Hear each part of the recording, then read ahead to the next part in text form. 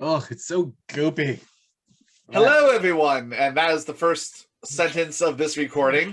Yes, it Welcome is. to another episode of Tumbleweeds and Tombstones, the game where each week my players accuse me of trying to kill them, and I have to remind them that they're already dead. Or me clean up. Dead wood. As long as we're not already goopy. Only dead inside. Well, you know, inside, outside. It's like you're a dead Oreo. There you go.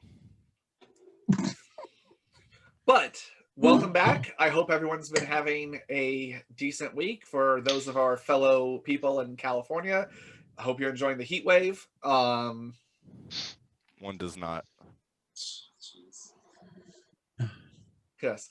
Fun game. Watch how many of the Spurs gradually go into tank top mode throughout the weeks to come. Wait. Like Bro. Nude Illusion. Well, no. That's the name of my garage band. Nude illusion, huh? I don't get to stay with you anymore. I'm just gonna. So, let's go ahead and start with tonight's recap. Unfortunately, our beloved Smelly Nos, Jeff, is not going to be here tonight.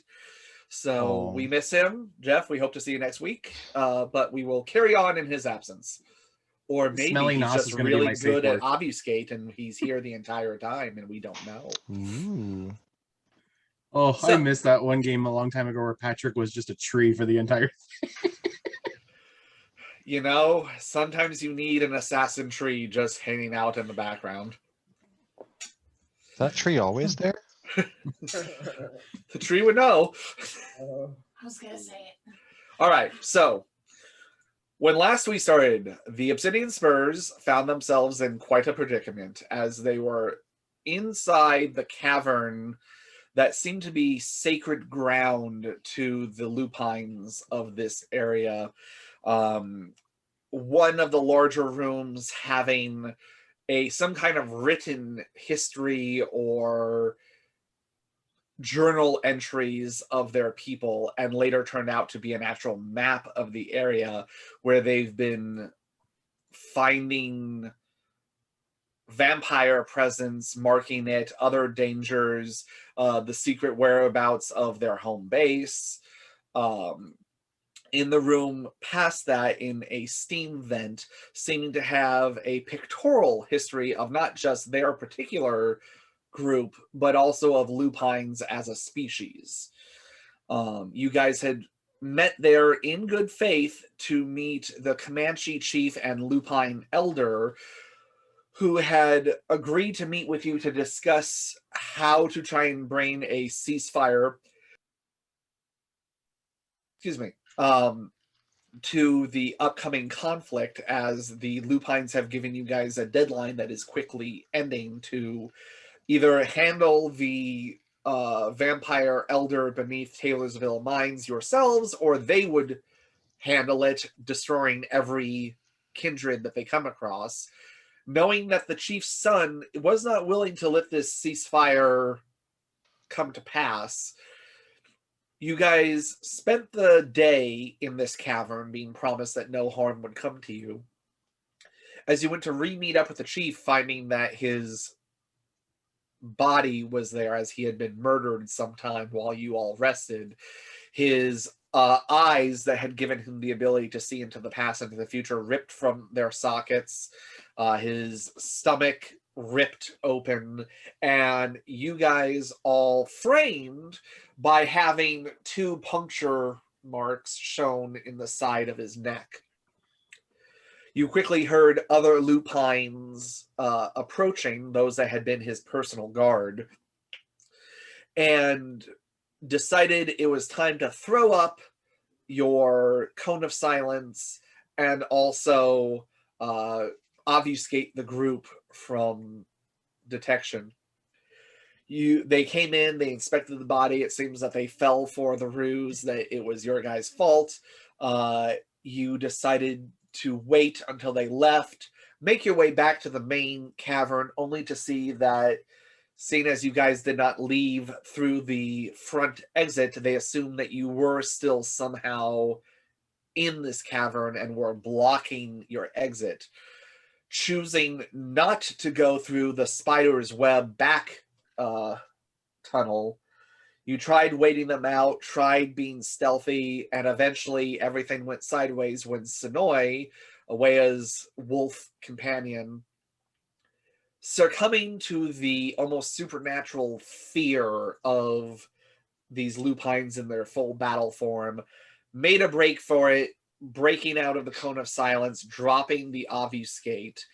You all then realized that the game was afoot, and battle did ensue with Liam dumping a vial of caustic, creepy acid that has come from the Elder's influence into one of the Lupine's ears, and all of you finding that your feigns were actually one of the best uses of combat, seeing as they did affect the Lupines the most, and most of you grappling onto them and biting down and eventually taking down 2 of them. Not completely unscathed, but better off than you could have been, especially given that your entire group was devoid of silver of any kind.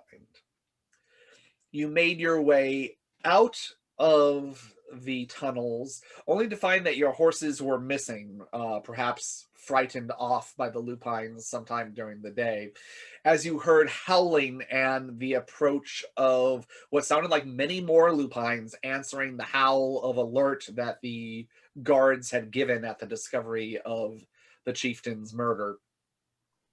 You made a break for up the hill that the cavern was hidden in, only to see them approaching and coming after you.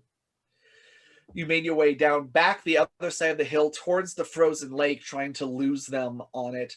As they slowly began approaching, you heard a call, a shout from behind coming from the hill, only to discover that one of the other generals of Lord Pembroke, your current employer, by the name of Asmodeus, the weapons specialist of Lord Pembroke's enterprise, gave a rather insulting call out to the lupines, shot a couple of them square in the head, and then with extreme skill and marksmanship, shot the ice of the frozen lake around the lupines, causing it to crack and crumble underneath them as they all went slipping into the freezing water, scrambling to try and get it out, giving you guys a little bit more of a lead to get to your horses, which actually had regathered further away, seeming to huddle together for warmth in the cold Texas nights. He got on his horse and rode up next to you guys, telling you all to make for the homestead and that he would catch up with you as a lupine came out of the shadows at him, and he dismounted, muttered something, and his hand erupting in a black flame touched the snout of the lupine, causing its entire head to erupt in this black fire. You guys all continued on with your horses, and that is where we left you. So let's go ahead and jump back into tonight's episode of Tumbleweeds and Tombstone. I want out. What are you guys all doing? Riding away. You seem friendly. Is there any place we can go that does not fuck us over? I'm not even sure if we can even go back where we're from now. They know where we're gonna be. If they were going to do something to our homestead, they would have done it a while ago, but at least we can beat them there. I'm just saying we might want to pick up and lay low for a while, because they're all going to come after us now. I can't leave my statue there without taking it. Well, and that's also where we have all the silver. Well, the silver is where we're supposed to be meeting our rescuer, Asmodeus, so we kind of have to go there. Yeah.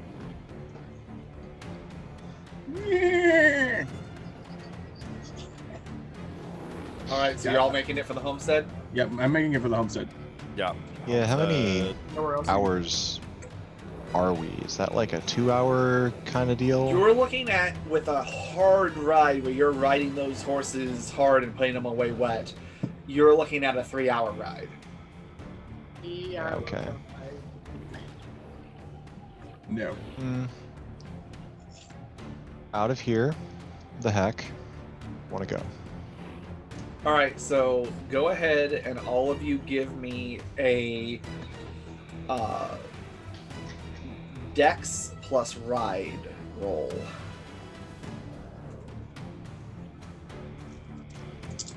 Difficulty is 7 because other than Wea, you guys are riding at night and you're going for speed, not necessarily carefully choosing your path. Ooh, that's some ones. Let's see what I got. 9 to 10. Holy shit. Total of 0. What was the 3. Diff is 7. 7. Oh, that would be 6 successes for Aegis. Damn. Okay. I only Would've got been 2 a because 2 I got if it one was- 10 that we rolled into a 7. 7. I forgot to count the other 7. Would have been a 2 if it was standard. Okay. So most of you, I'm going to go ahead and roll for Noah. Can I do a perception alertness check to see Walter falling behind? Now, we don't know if that's what I know. what happens. Yes, you may. I have a reason I want to do this check.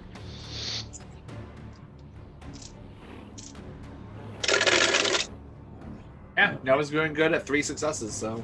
5 successes on the perception check. Yeah, as you guys are riding, Walter, you're not sure what it is. You don't know if it's just that your horse is freaking spooked and not enjoying the last couple of days, but it just, you're trying to get it to go and it's just not wanting to go in the way where you're trying to lead it one way, it's trying to go another way, and that's causing you to fall behind.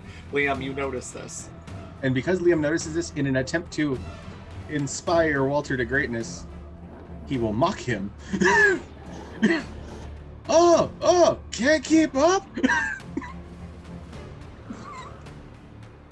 Hell, how long you been riding horses? I taught you how to do that.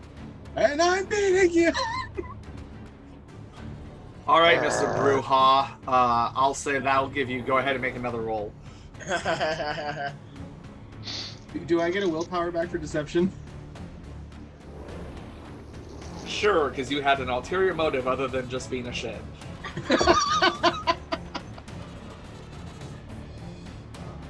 Hey, I have the conniver thing. That's what you need. You need to get Josephine to make you a blade and call it the connifer. Same number of dice, 7 successes now. There you go. Spurred on out of pure spite and self-preservation, you are able to get the horse to do what you need, and you start keeping up. Atris and you kind of being the ones that are in the front runner, but everyone else keeping pace and getting the heck out of there. I will say because, let's see, what were the number of successes again? 2, 7, 7, 3, 4. Okay. I'm gonna say Wea because you had the fewest successes. That means you are in. No. Oh no. Sorry, Liam had the fewest. Never mind. Wea, you're fine. By the way, what do you guys? Wea, I will ask you, what are you gonna do about Sonoy? Because horses are definitely, if you're going at full pace, horses are definitely faster than a wolf. I mean, I thought our standard practice was just kind of just to lift them on in an emergency, but I Is that what you did? I don't. If I'm falling behind and I see Sonoy trailing, I'm going to reach up my hand and try and grab him. Well, because usually the thing with Sonoy is he can move quieter. That's why he goes up. So it's the up to side. you. You can either choose to let Sonoy make his own way back, or you can try and grab him and put him on your horse for speed. I will attempt to call him over and grab him and put him on the horse. Okay, I'm gonna have you do this is gonna be a Dex plus Ride, difficulty 8, because basically it's you doing basically a show ride where you're doing that thing where you're on the side of the saddle, leaning down, grabbing him, scooping. Liam, I want you to make a perception alertness roll, please. I'm gonna use a willpower. And Liam, it is difficulty 7 just because you're looking out into the darkness. Oh wow. Oh wow. I rolled amazing. What is this? Okay, I did not roll so amazing. I rolled a 10, an 8, and 2 1s, so I gotta reroll the 10 at least. Oh, but 1's a 7, so that helps. Time for Chad's rose dice. Yes! Okay. I believe. Okay. So the 10 rerolled into a 10, but rerolled into a 1, so I have a total of... Hold on. I have a total of 1 success. I got 6 successes, including my willpower. Like you've been doing this for your entire unlife, between your dexterity and your strength, you hold on using mostly your legs as you are on the side of the horse. A trick you did learn during your human days as a way to avoid oncoming attacks and use the horse as basically a shield. You scoop down, grab Sonoy by the scruff of his neck, and hoist him up and put him on the front of the horse as you continue to ride. And I calmly tell him to put his seatbelt on. You guys have no success. It's a leather Safety, strap. safety! he holds on as best he can, and because it's you, he doesn't try to bite or anything else of the sudden hoisting. The hell? Keep your Liam paws and with- tail atop the horse. At all times. Liam, it's hard to tell because, again, you don't have night vision. None of you have, like, your lanterns on or anything.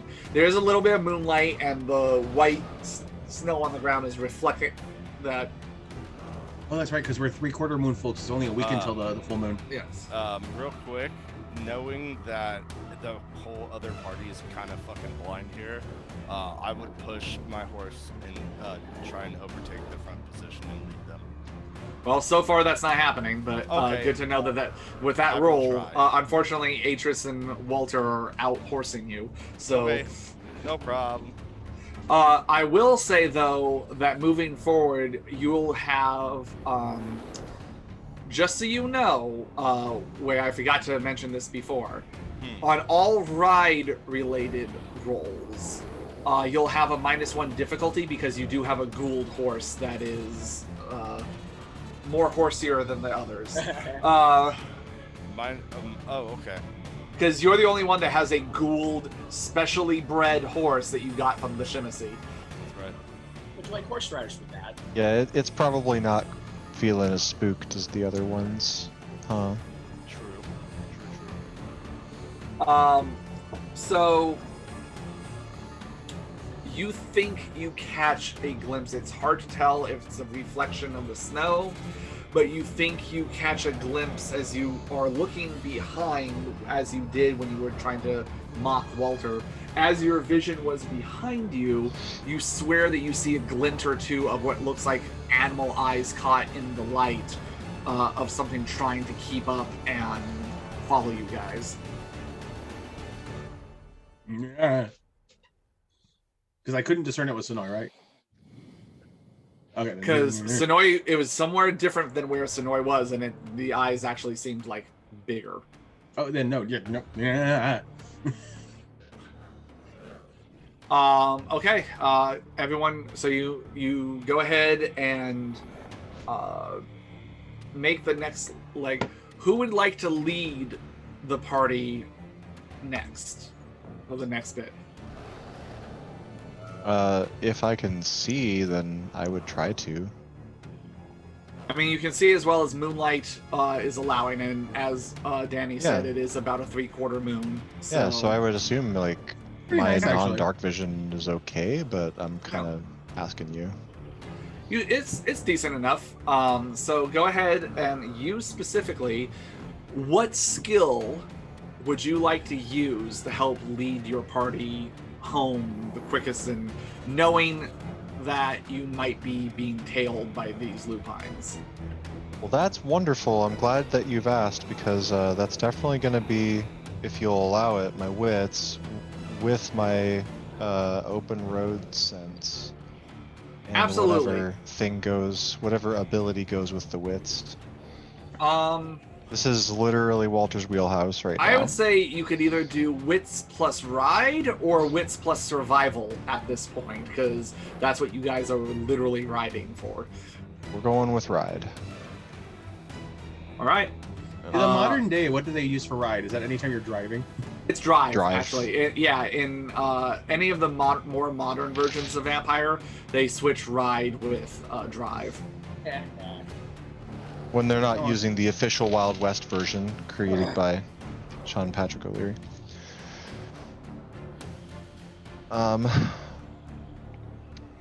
Shall I make that roll now? And do I have a lower DC for my open road or not? I will say yes, that makes it just a standard difficulty. So that way, yes, it's dark, but you are very familiar with the landscape. You're familiar with the terrain.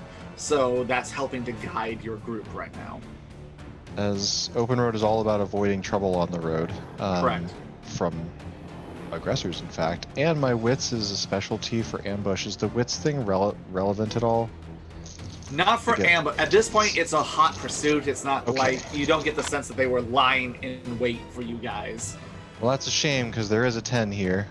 But we'll resolve that in a sec. All right, 1, 2, 3. 3 successes. Okay. You guys, as Walter is in the front, you're able to kind of follow him and his horse, and he kind of guides you guys. And you guys have been riding together for quite some time when you were in a gang, and you learned how to use hand signals in order to communicate to each other, just so that way you didn't have to actually sit there and go, "Hey, I know we're sneaking up on this carriage right now, but let's go ahead and go counterclockwise."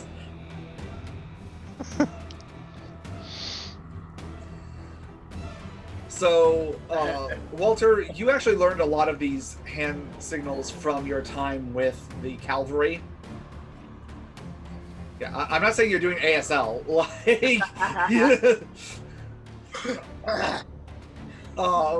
but you make motions and other people are able to follow, and you guys are able to avoid what you know to be some pit holes, what's going to be a lot of wooded areas that would slow down your progress. You know that the fastest isn't always a straight line, and you're able to help guide the group using your impressive knowledge of the surrounding area to avoid anything at all that would slow you guys down and perhaps allow your furry friends to catch up with you. All right, who would like to lead the next part of this? Liam is just thinking to himself about potential business opportunities, and he's like, no, Walter's clan wouldn't do well, but Gangrel, yeah, Gangrel positioning system, GPS, I'll work on that. I'll just ask ways. Anyway, I'll go ahead and try to take the lead here, and I'll use survival to try and... Because wait, you used ride, right? Or did you? He did use ride. I used Okay, ride. cool. I just wanted to make sure before I double dipped. But yeah, I will use survival and see if I can help my group survive the hot pursuit. Okay. So I'm gonna say it's also gonna be a wits plus survival roll for you. Okay, well, survival's really good for me.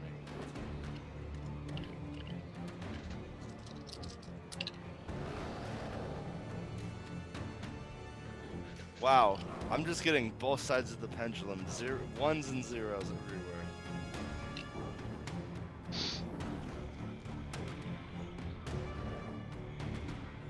Four successes. Okay. Wow. Wow. All right. Go ahead and give me a strength. This roll will allow you to do this. Make a strength plus melee roll for me, please. Ooh. Rollin'. Keep them dice a rollin'. One success. Okay. Roll damage for your one of your tomahawks. What? it? Okay. Which I believe is strength plus 1.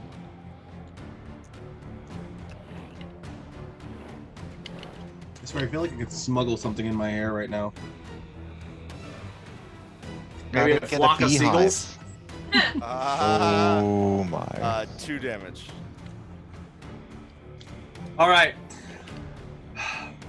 You're leading the group and you're looking around and you kind of pull ahead of Walter and you shout, "You lead them on, I'll follow." You let everyone get past as you guys are approaching this grove of what looks like dead or at least hibernating trees. And you see one that probably has had some, not the supernatural rot of the elder, but just a old tree that just has come to the end of its road. And as everyone else rides past, you look back and you do in fact see a couple of lupines in their larger wolf form, not the normal wolf size, but the ones that are the size of horses. And you ride, and as you do, you see this dead tree, and you pull out your tomahawk and give it a chop as you're riding by, just enough that you hear the thing and crash down behind you guys as you look back and you see the wolves have to stop and kind of go around, and again giving you guys a little bit more space from their progression. I stalled him. Keep going. All right, I need one more person to go ahead and helm something and choose a skill set that they would want to use that would help you guys move forward. Well, I do have quite a few dots in leadership. Oh. You're welcome to try it. Go. Would it be ride leadership? stats? This would, no, because leadership is also in that same, it would probably be like charisma leadership. You know, that's even better. All right, so we're all cool with this? What would you like to say to inspire the group to ride better? Whether we're cool with this will depend on your role. Yes. Yeah, for real. Ones, listen to me, fuck you! You know, like, Shut up. I'd rather die. Well, you know, I got 7 dice for this, so we're gonna figure this out. Regular death? Yes. Oh, yes. Yes. Okay, so 9, 9, 6, 7, 10. That's a 1, that takes away from that, but I get to reroll that 10. And that's a 6. So, okay, minus the 1, so 5 successes. All right, do you want me to help you out here, or do you want to ad-lib this? Fire us. I'm gonna start pushing hard. It's like, okay, come on! Look, we already killed 2. This shouldn't be that bad. And somehow inspired by his feigned disappointment in you all decided that, you know what, yeah, we can do better. And that all encourages you to continue riding. And even the horses are like, yeah. You just I write can this just- for Liam? I can just imagine Waya motivated, like, yeah, should really listen to him. Horses are feeling his positivity. He believes. Where has a moment in of like, us. God, if I've disappointed Liam, I really have sunk low. I can do better than this. Yeah, like, for real. like, It finally flips. I got leadership for a reason. all right. As you guys continue to ride, you keep looking back and you don't see the flashes of the eyes anymore. You think that with your skill and ability that you have thrown them at least off of being able to trail you directly. I am gonna shout to Adele. Okay. Adele! When we get closer, you might want to try and send a mental message to Josephine that silver is needed.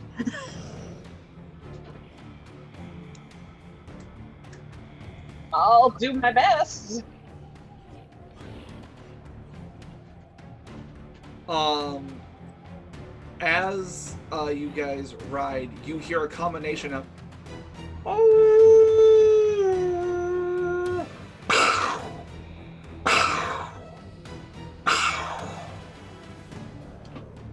as there seems to be a combination of howls in the distance and the echoing of gunfire going off. Maybe behind us? Is this behind us? This is behind from where you guys are coming in. It's getting further and further away. Are any of them? I mean, are any of those? Can you hear anything like that? So, like, indicating they've been shot. Give me a perception plus alertness. Difficulty's going to be 8 because it's behind you. It's further away.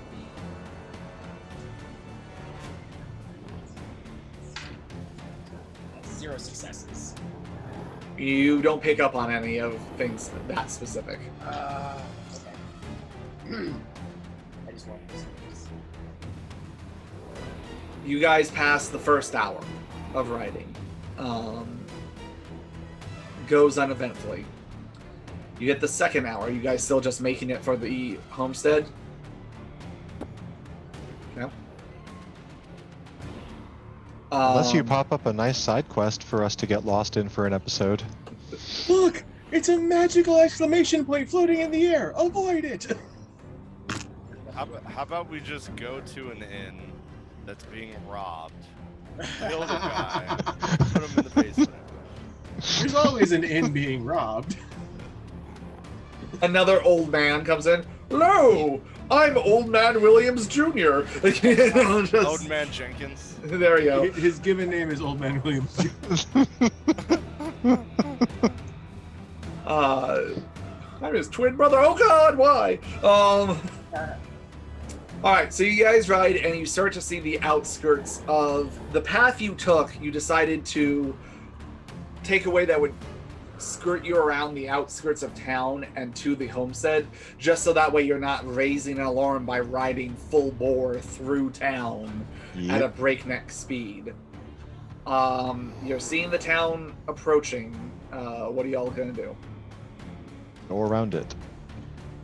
Yeah, we're not gonna go through town. We're not. I'm gonna ride up next to Adele's horse, make a nudging, ribbing motion, but not actually try to do that next to a horse, and at her, and I call, "Can you reach Josephine from this distance?" Worth a shot. You ride okay while you do it? You're not gonna fall off your horse, are you?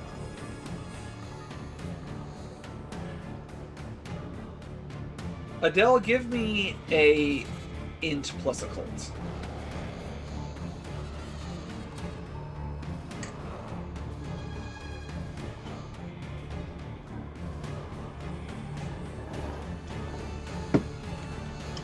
I love having this room like further away from the sleepy room. I can actually emote louder.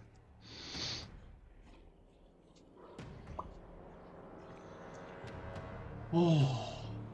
That is a 4 roll. For show, for roll. Let's I like see. that they're in This the is same where the room with Sean, storyteller actually. is reading to see if it says anything about the distance of it. The vampire projects.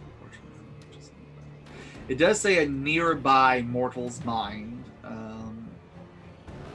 Is she technically immortal? Josephine, as far as we know.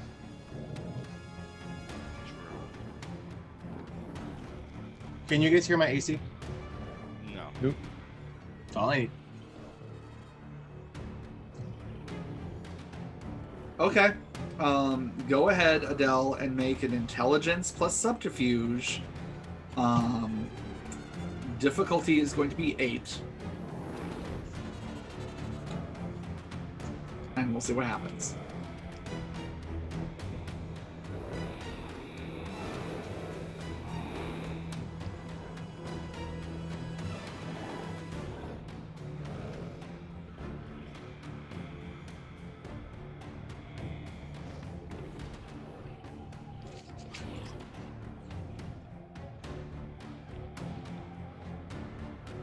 got 4. I got 2 8s and 2 9s. Okay. What would you like to say telepathically? We're coming in hot. We need silver. Wolves are chasing us.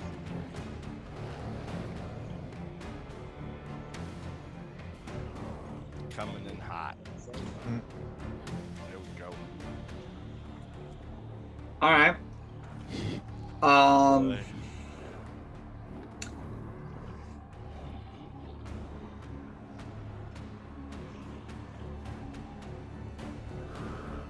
You feel like a connection was established,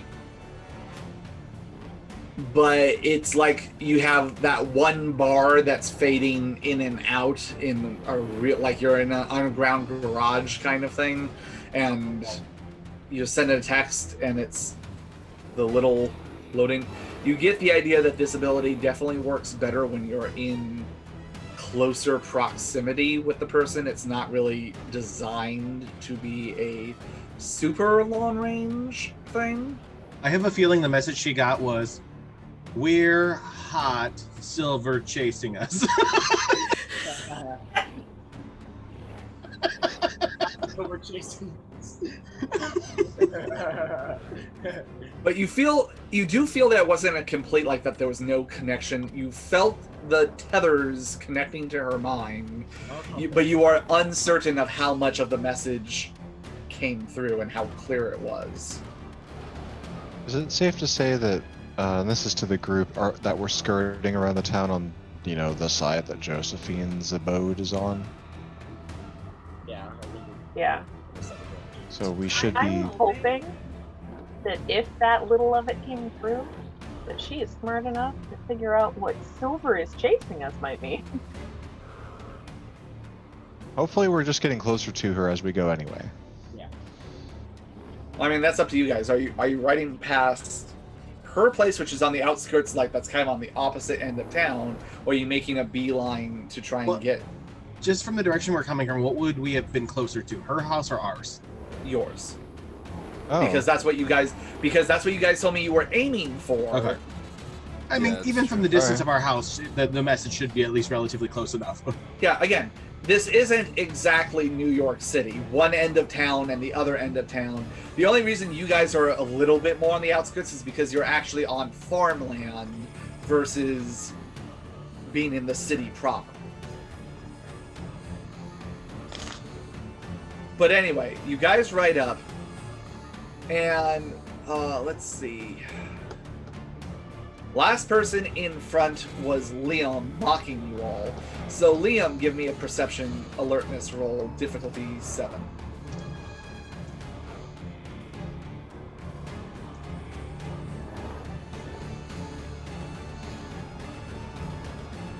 To div 7?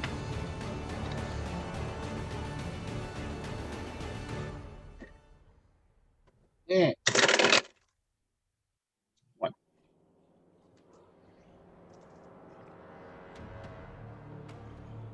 You see something in the ahead of you guys. You see in the distance, you see the outline of your homestead, and you see a faint blue glow up ahead.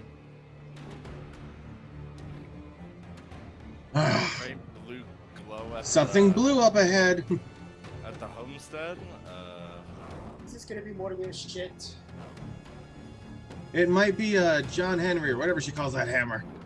This is either very good or incredibly bad. Or it would be a welcome sight. really? When he says that, can I try to strain my eyes and see? Sure. I will say it's going to still be difficulty 7, though. Alrighty, let's do that. 1, 2, 3, 4.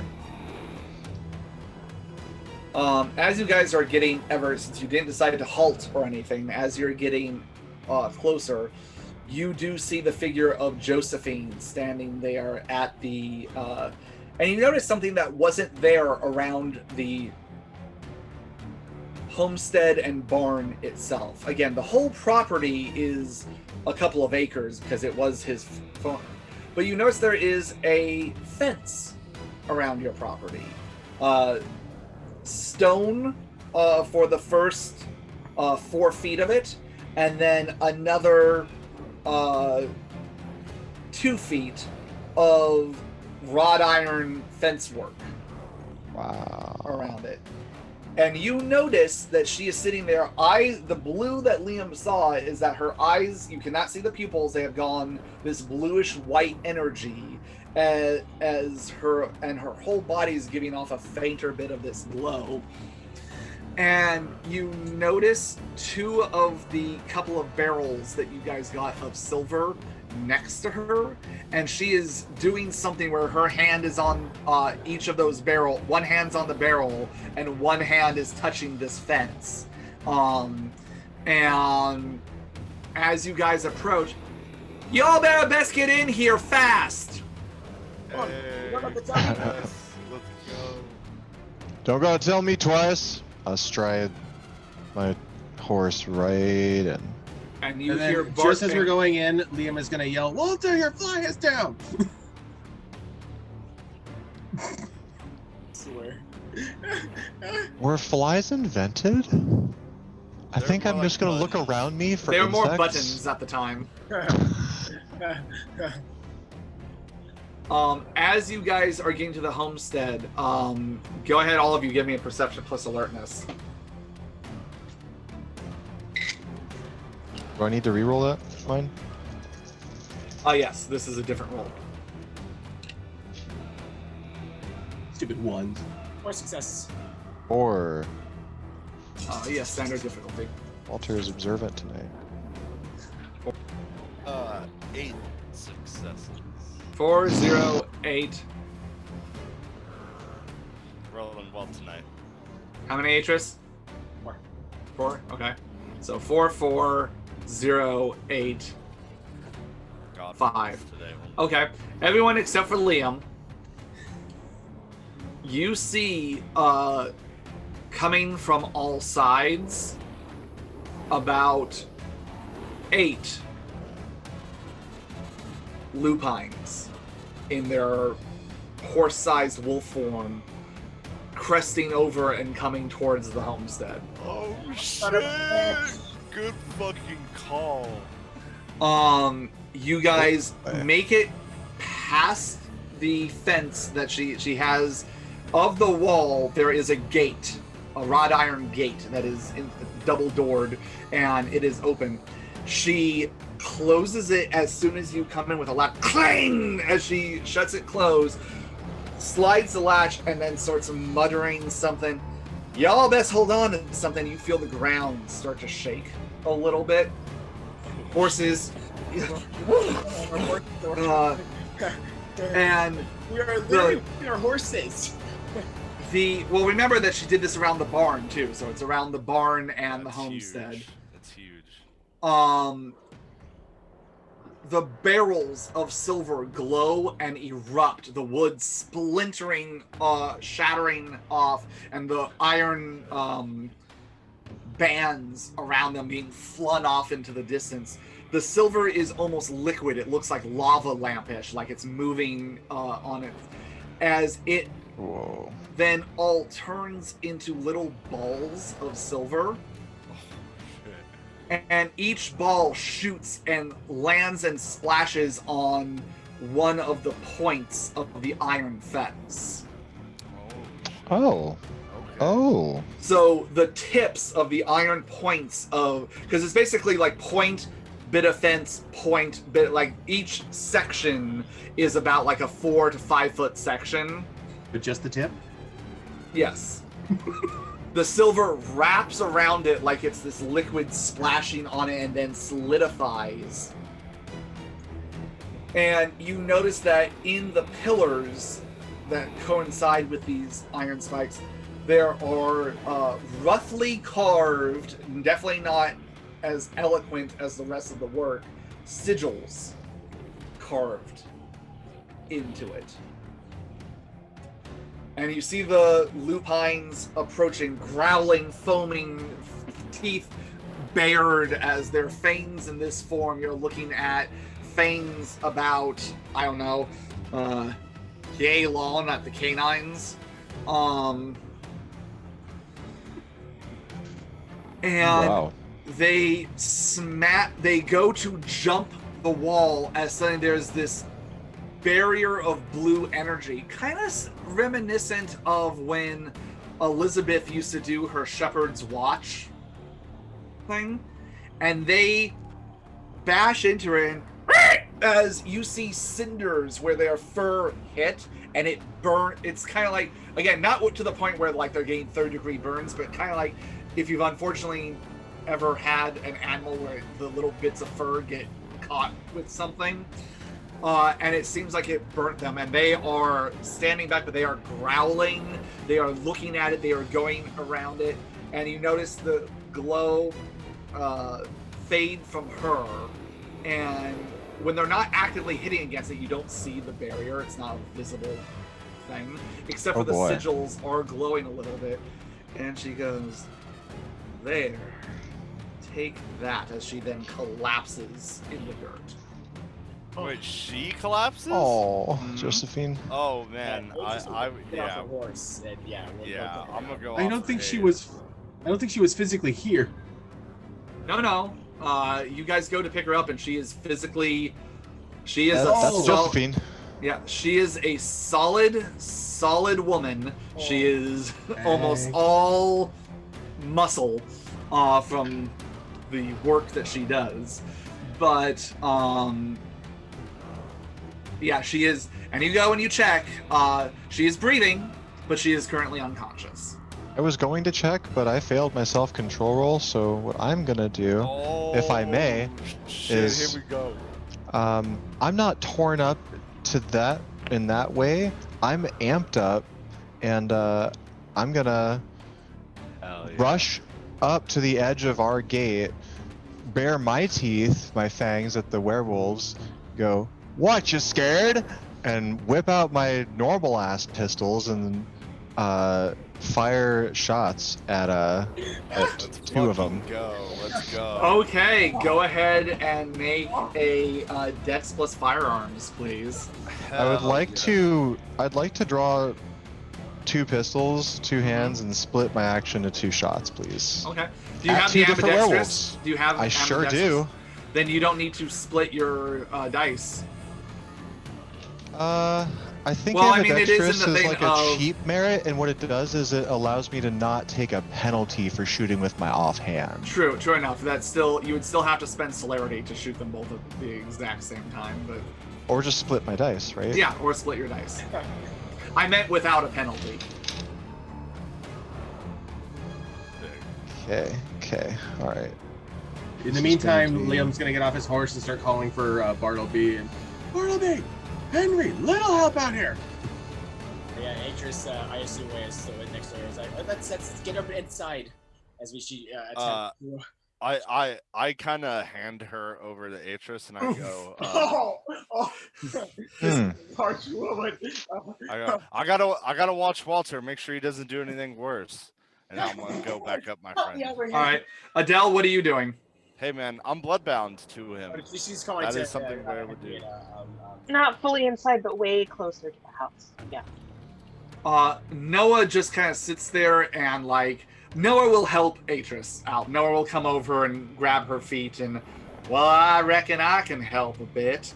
And he helps. She is like a linebacker size, individual and all muscle. So she is a hefty lift, but if you guys aren't pumping blood, but you're going, go ahead and do your thing. I had 5 to hit and 2 to hit, by the way. Okay, both of those hit. Go ahead and roll damage. I assume straight roll for picking her up. Or... Yeah, just straight strength for Heftinger. Okay. And Liam's shouting out to them because this is all happening in the matter of seconds. Danny, what I'll say is I'll let Walter get his shots off, and then we'll see. I'm getting my rocks off. It is. You're struggling to lift her without pumping vampiric strength into this because she is a good. How tall is Atris? I believe 5'7". Let me double check her stat. Yes, 5'7". Okay, so yeah, Oh, this person shit. is a good 4 inches taller than you, and at least 100 pounds more muscle. Yeah, Atris is only 119. Oh my god, really? At least you're a physically gifted Holy fire cow. plug. My first shot does 4, and the second Okay. shot does 2. Okay, let's see how well they soak. Oh, damn. Beatrice be tiny. Yeah, Adele is 5'8" and around 120. Petite woman. Something I'll never be either of those stats. 5'7" is exactly the woman in the 1860s. I forever have to live with the fact that I am 5'11 3/4. So the one shot actually does make its purchase, and you see a little bit of blood as it hits. And you see a little bit of blood come out. The other one, it hits, and then you see the bullet just land on the ground. It does not penetrate through the thick hide of the lupine. I However, want to flourish both my pistols and laugh at both of them. yeah, I'm gonna say go ahead and make a manipulation plus intimidation roll. Difficulty's only gonna be 5 because between this barrier and you just being who you are, I'm gonna say go ahead and make your intimidation check. You said manipulation, intimidation, yeah? Yes, Is that right? yes. Oh, Walter's having a good old time with this one. Let's go. Let's see what I got. Oh, it's a couple 10s. Making up for last time. Yeah, a little bit. That's 5 on this one. Okay, of the 8 of them, half of them bolt, including one of the ones you shot and actually damaged. They turn tail and leave. The others, they're backing up, but they're still growling. And at this point, Bartleby and Henry come bursting out of the door. Actually, no, I take that back. Bartleby is sticking up at the top of the window on the second story where the loft is with a rifle, and you just hear as a couple more shots go off. Danny, do you want to roll for Bartleby? Dex plus firearms. Since this is all happening, and I'm coming to help out my pal Walter, can I throw a tomahawk into all this? Absolutely, you can. Hell yeah, let's go. Crap, Bartleby. Easier to be brave when you guys have a magical barrier defending That's you. right. That's right. Bitch. Okay, Gotta take the advantage, man. before the rerolls, Bartleby has 5 successes and 2 of them are 10s. Hey, me too. So 6 my successes for God. Bartleby on that shot. Oh boy. Okay, go I ahead got- and do damage plus 5. I got 7 on my roll, dude. Damage plus 6. Damn. This Meanwhile, Walter's just cackling this is massive, dude. at them, egging them on. This is massive. True, but they get healing ability. You Yeah, guys start but... doing like a haka in the middle of this thing. Oh, dude, let's go. We don't have any bowyers here. 2 lethal. That's all I got. How strange. Okay, let's see how. Now, are these the ones that you had with this? No, these aren't the ones that are silver tipped, right? No, Or- because we did not take silver with us. Right. That Okay. would not be in my belt. I don't know if These are Bartleby is just- using silver, but he got 6 on the damage. Oh yeah. Okay. Okay. This one would probably have been the special one. Wow. Josephine made for us. Excuse my slow. She brain goes process. unconscious and she's no longer even a person to you. Gosh. I know. I'm so sorry, my God. but- Okay, so it goes and it sticks into the shoulder of one of the other lupines as it rolls over and tries to get it out from its shoulder. Bartleby got how many successes 6. on the damage? Yes, so it's 5 successes on the roll and then 6 damage. Oh, okay. They can't heal this, but they can try and Yes. soak. No, that's a whole lot of ones.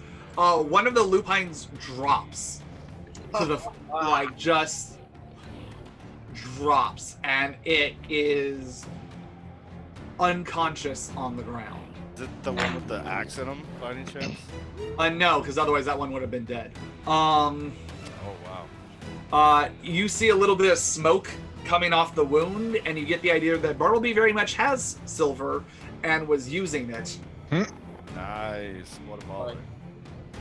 And you actually see the lupine start to shift back into human form in this unconscious state.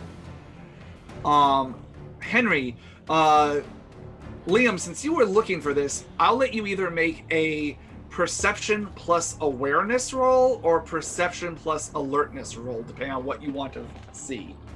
You know, I've got one more in alertness, so I will do that.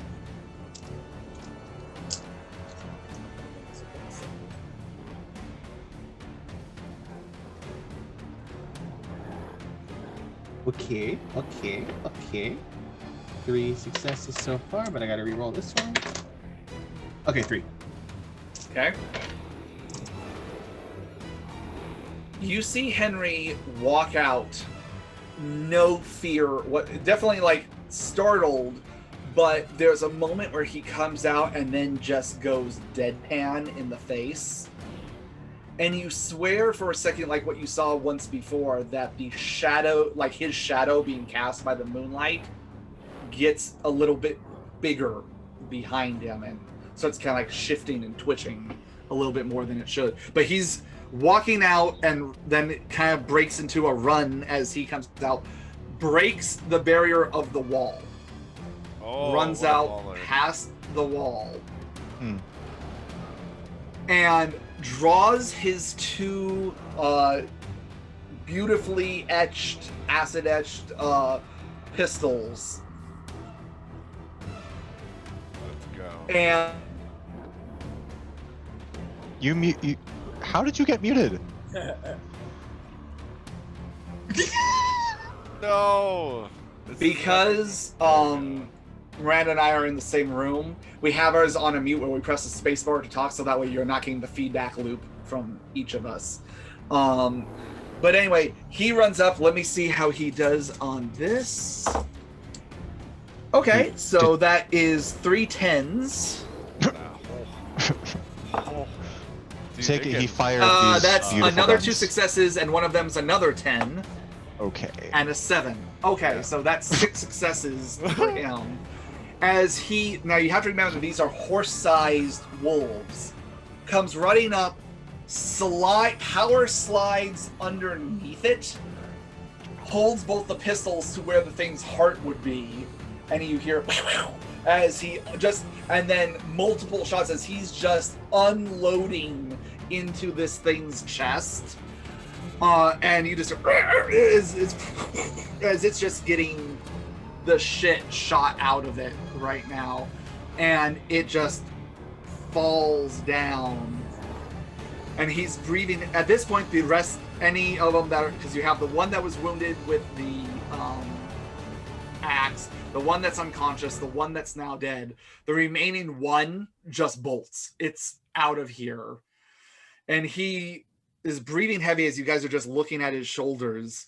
He gets up from underneath the other one, and he's having to move it because this thing is kind of like almost on top of him as it collapsed. Who has the highest medicine roll here? Probably Wea. I have 2 in medicine. Oh, you do? Oh, wait. Is it B? I think so. I see. My medicine more revolves around like natural medicines. And I have like, 2, how and does it's that- none. combat medicine. Okay. Okay. I'll say. I have a caretaker demeanor, if that means anything. Yeah. Oh, there you I'll say. Go Good ahead, nature. Walter. Make this roll. I want you to make a wits plus medicine roll, please. Nice. Good shit. Okay, all right. At least one of us got the roll. It's a good roll. 1, 2, 3, 4, 5. Nice.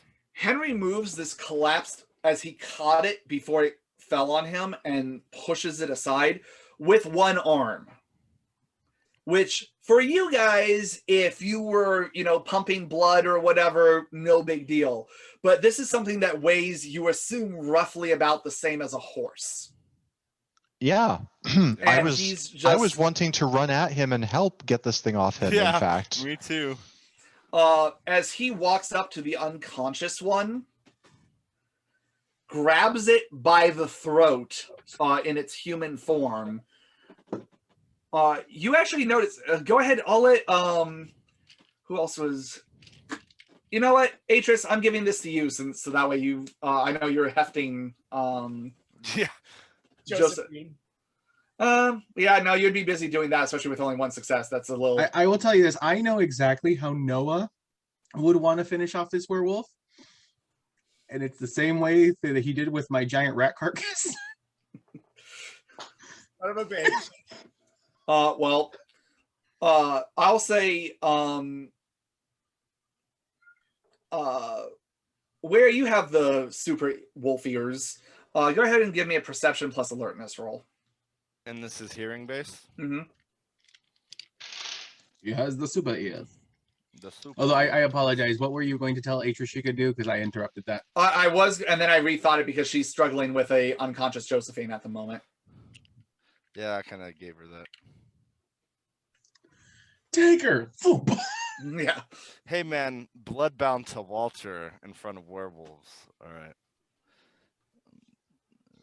1, 2, 3. Normally, I would have gone after Josephine, but I failed the impatient roll. 6 successes on the hearing roll. Okay. I will say you hear this and no one else does. Ooh, juicy. So I'm going to go ahead and send you a quick message. Oh, yes. Whisper. Give me the whisper, dude.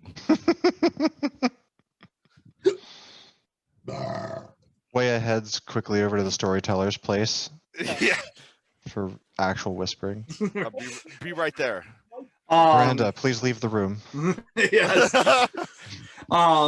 So you see Henry lift up this now barely conscious human, or Lupine in human form, fingers clenching on the neck.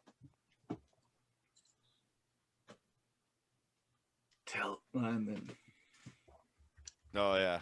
Don't tell everyone. Tell them it was a whisper. Tell Cersei it was me.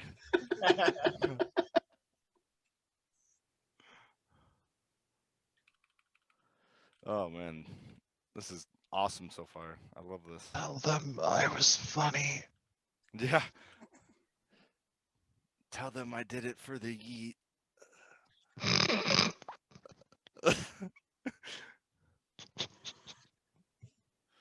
Oh, Yes. man. Noah, Okay. we are thinking of you and using our force field for death. and well, funny enough you should say that. Oh. Takes it, and then in a quick motion that you wouldn't think of Henry, spins around and presses its face into the force field as the person just starts screaming, grabs his other hand, puts it on the back of the guy's head and pushes him down towards the fence, and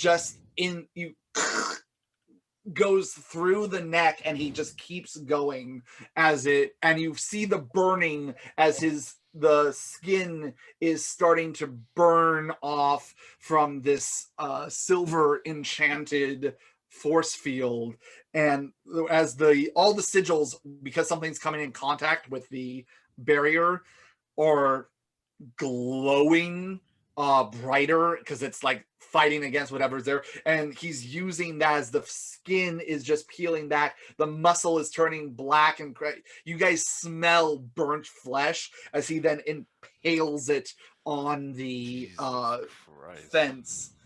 Anatomy lesson on face. And Oh, we couldn't hear you, David. Oh, I was just making a comment. As the head just catches on fire with this blue flame, and eventually the body slumps down because the head's just toast. And he's sitting there. And he's looking at the guns. And he holsters them. I will say, Liam, because of your connection to Henry, go ahead and give me a perception alertness roll. Not empathy? No, not for this.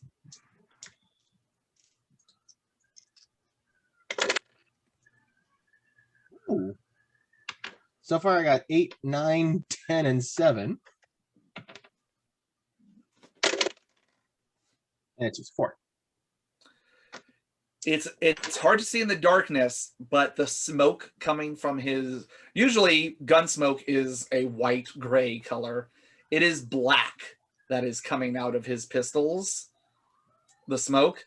And for a brief second, he looks up, and we're not talking full black eyes like Delphina's were, but just it's like the pupils filled in, like got fully dilated kind of thing, where you don't see any of the iris, and you just see, and for a split second, and then it turns back to normal. And he kind of, and he walks back into the fence. Doing okay there, friend? Yeah, I just wasn't expecting visitors tonight. Yeah, I see that. You made them in the toast. It's safe to say our peace talks didn't go as expected. I gathered as much. As you see him like readjust his glasses, and perhaps we should move this conversation inside. Will someone please help me with this magnificent woman, so I'm not lugging up by myself? No, Atris, you are a strong, independent woman who does not need no man. Now, what are you talking about? I'm more than willing to help you. Oh, is Josephine awake? No, That that's was Noah. Noah is Noah's got the legs. That's right. Noah did grab her legs. I know I go unnoticed quite a bit, but I actually have in fact been here the entire time. That's good. There it is. I'm looking actually outside of our fence. Is there like another body there?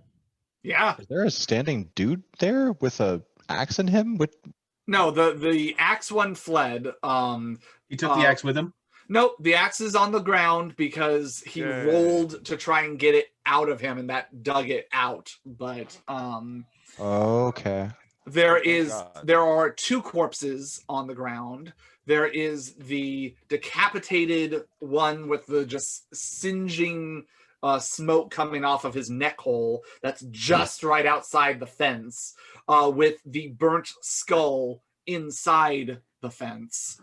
And then there's the one that got pushed over to the side and is slowly reverting back to human form from its wolf form. And you just see the chest is just missing. I mean, there was 12 gunshots that went through the chest, and you see the sizzling. You get the idea that every single one of those was a silver bullet that Henry just unloaded into this guy's chest. Was there the other one that Bartleby shot down too?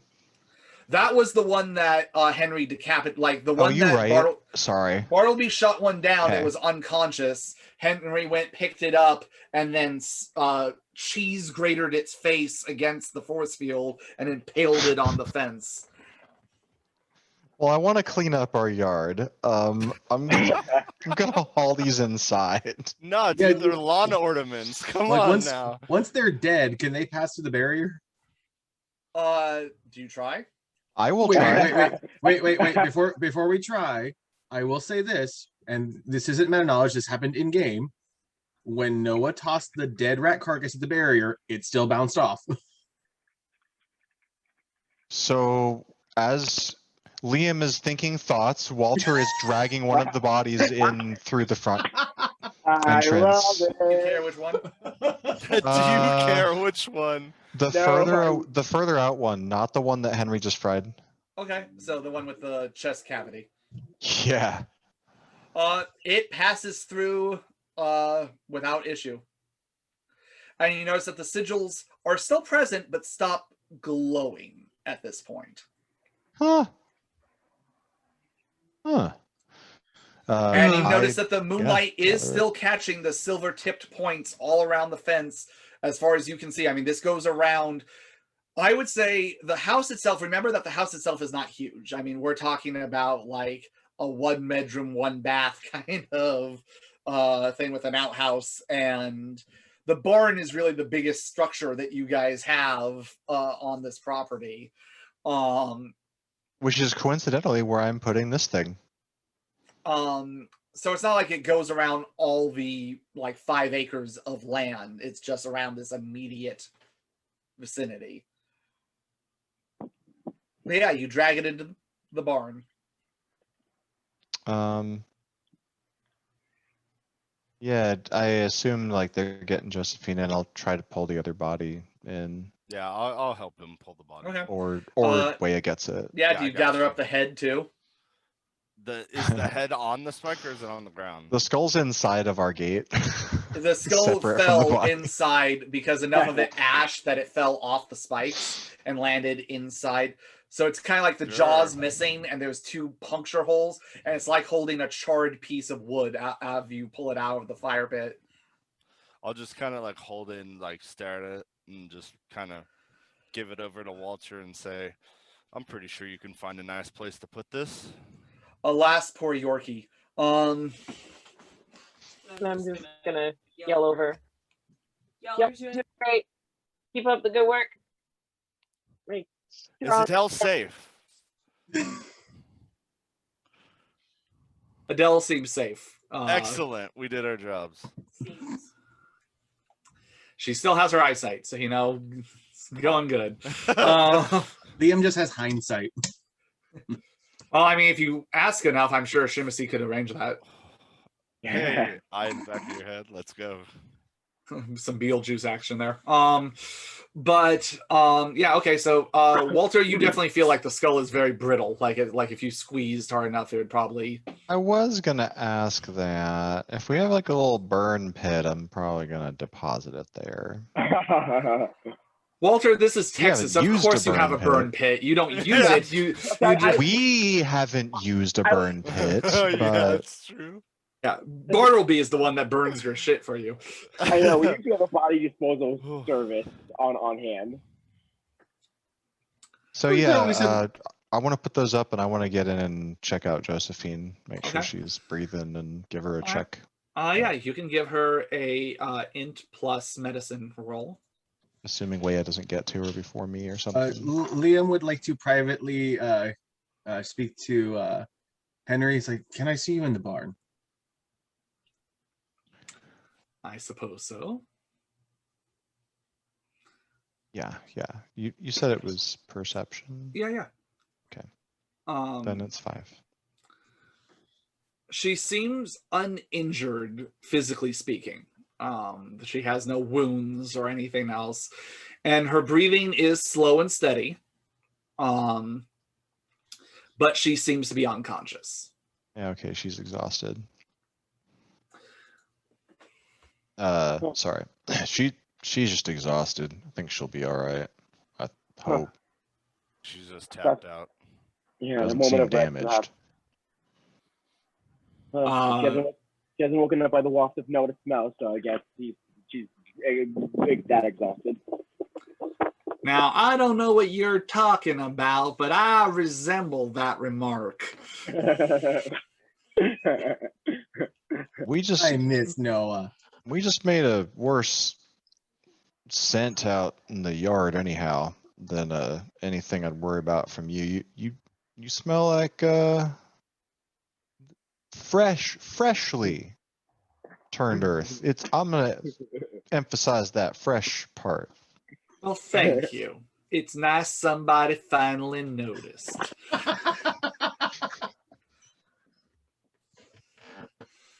All right, so while you guys are having this conversation, in the meantime, Bartleby does come from downstairs holding the rifle. All right. Is everyone all right? Good.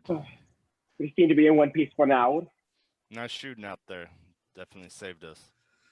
It looked like you guys were doing pretty good on your own, but I was happy to help. As this conversation is happening, Liam, you and Henry make it to the barn. Oh, okay, go ahead. Oh, wait, go ahead. Were you going to say something? I was just going to go ahead and start taking all of the silver that we have and start bringing it into like the main living area in the house. Okay. And start getting people geared up. Okay. So it'll take a while, but that's what I'll be doing. All right. We have a bunch of bullets that are silver. Walter's gonna go get the cases and pull them out too. Oh yeah, if there's any crossbow bolts, Atris will definitely grab that up. But of course, after she tends to Josephine. Yeah. I assume, Adele, you're loading up your little pea shooter with silver. Yep. Okay. To the barn. There you go.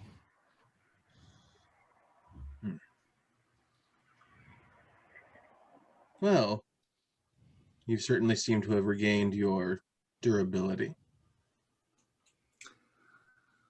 What can I say? I've put my faith in the right people. Interesting choice of words. I need to make something clear. If I turn on all of you, I'm going to regret it. I think you've given me this warning. Oh, no, not that one. That one's fine. We are very much trusting you. I am hoping that you trust us. As I stated before, I will not press for your secrets. But if you need us, please say something. I am very well aware of what it's like to have a very large dark cloud follow you for some time. But know that you do not have to do this alone. You can choose to. I, for one, am not really one to speak on such things. But the offer is there. Give me a charisma plus empathy roll, please.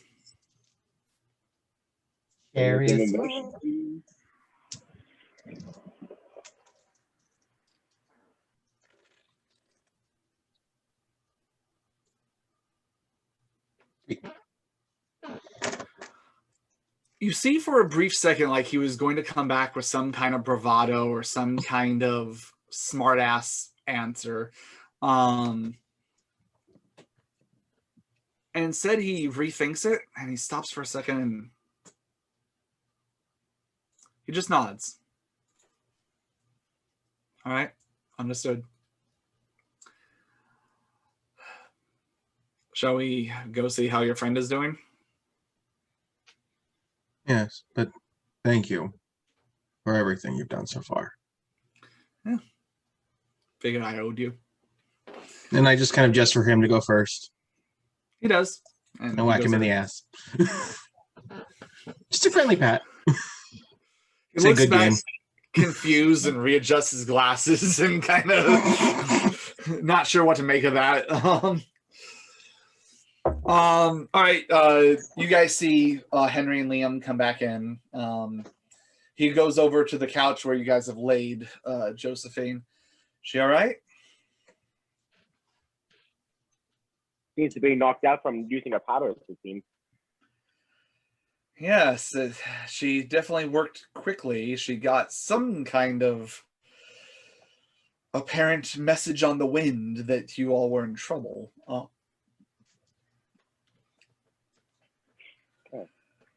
Wonderful help from Edgar. He had to deliver the message. But yes, as you can see, we were escaping a bit of a fucked situation.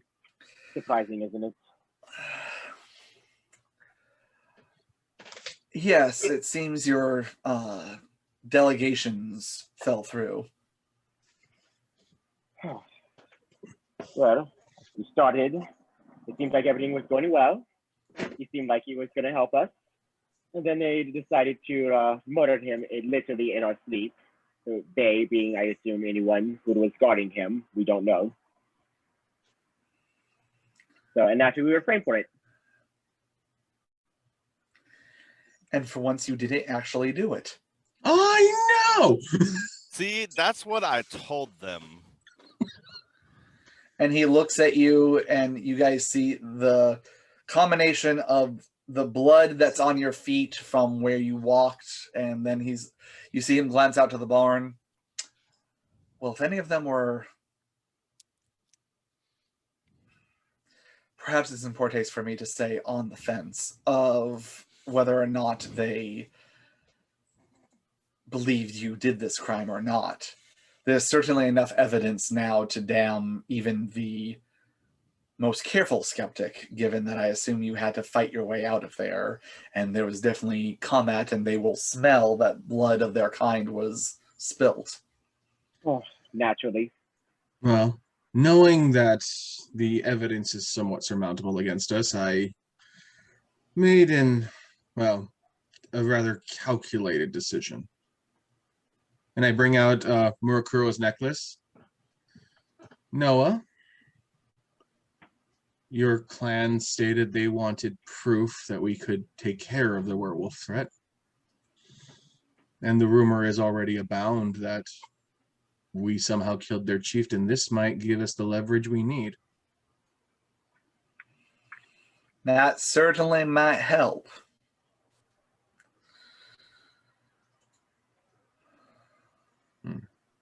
But we also, oh my goodness, Josephine is exhausted. I don't know how to take down these wards, and we have an ally coming. Yes, Not too far behind. As you say this, you guys start to hear the Coconuts? probably just a couple swallows. As the horse is approaching, and as do you guys look to see who's coming? Yeah. Oh yeah. For sure. You see the black horse, and the rider, and the rider does look like Asmodeus, hauling ass towards the homestead. I'm gonna run out and go outside the gate and wave my hands and go, whoa, whoa. What do you mean, whoa? Are you fucking crazy? There are like probably dozens of them right behind me. I just shot like 12 of them in the head. Do I see wolf people behind him? You do not. Looks like you got them all. But really, you can't. It's dangerous to ride here. It's dangerous out here. Are you fucking nuts? Damn it. I haven't taught you much, but just trust me. That's Walter's whole attempt at being persuasive right there. Okay. Give me a charisma plus empathy roll. That was pretty damn convincing from Walter. I'm glad I have a blood brother. Just wham from the background. Yeah! Egging him on. The hype man. The hype man, yeah. Liam just listens to this and just thinks to himself, force field. He could just say force field. I'm not going to say it. But... There's a... Did you say expression? No, I don't said have persuasion. empathy. Empathy. There we go. Oh, that's a much better stat. It's a very slightly better stat, actually. All right. We're getting good things. 1, 2, Probably 3, should have been 4, expression, 5. but I already said it, so okay. He grinds the horse to a halt, and gravel and snow skidding as the horse. And this is a thick horse. I mean, this is a pretty well ridden horse. Is Asmodeus a thick man? No, actually, he is a very slight man. Not quite martial thin, but he's definitely more of a runner's body than a football body. He's fit, but he is very... Yeah, if I remember correctly, he is fairly like slender fit, but he has really, really long black hair. He does. He has long black hair that goes down to his waist. That that's currently in something of a mess in the thing, wearing a black leather trench coat, black boots with silver tips and silver spurs on them, a blue shirt with a black vest on it. Extremely pale skin. He is not at all attempting to do Mask of a Thousand Faces. Very square, thick jawline with the chin butt in the front. And his eyes are completely black except for red irises. Oh, lovely. The most beautiful kind. Like We have in our own Man modern in Black. times, this guy could easily be like a GQ model. Like this guy is flawless skin, flawless features. He's very man pretty. Liam Well, feels somehow inadequate and is going to do Mask without his face to look like his normal self, but prettier. Okay. Go ahead and roll and see how you do on that. Walter's gonna say to him, "There, if we have a barrier sorts here, and Since when? since like a minute ago, man, Like 5 minutes ago. and I don't want you to get hurt. Like, well, shit, I could show you the evidence, but we just kind of hit it. But I That's don't want you to get hurt. convenient. I thought so. Thank you." Delphina was right. Okay, fine. Shade. All the shade. She is the queen of it. The queen of shade. Liam got 3 successes, so he's fine. Okay. Well, fuck. Where do you want me to go? Liam just starts coming out. Hold on. Sorry, it's new. Just try and put your finger in slowly. If it gives you tension, you won't be able to cross it. But if you hit force, it's going to smack you back. Oh, been to a couple brothels like that. Okay.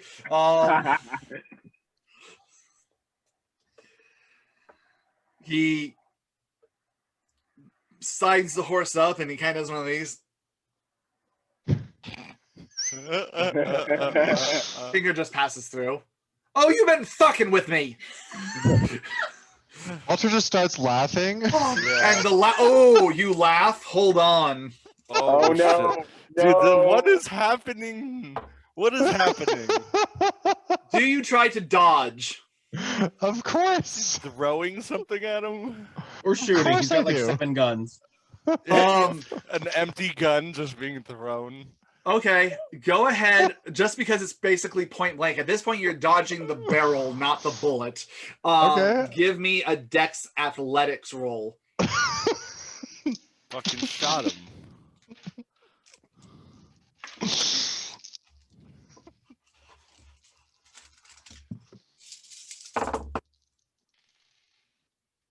One, 2, 3, 4, 5, 6, 7, 8, 9, 10, 11, 12, 13, 14, 15, 16. Hold on, one more roll. 17? What? In What? the most high stakes game of Hotfoot you have ever played, he throws open the trench coat, and you see, besides the rifle that he has a rifle holstered across his back, a shotgun that is resting on no,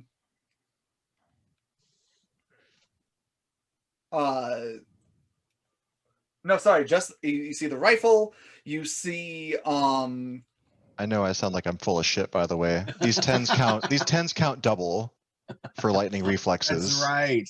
Oh, lightning reflexes. That's right. There's a lot going on here. That's incredible.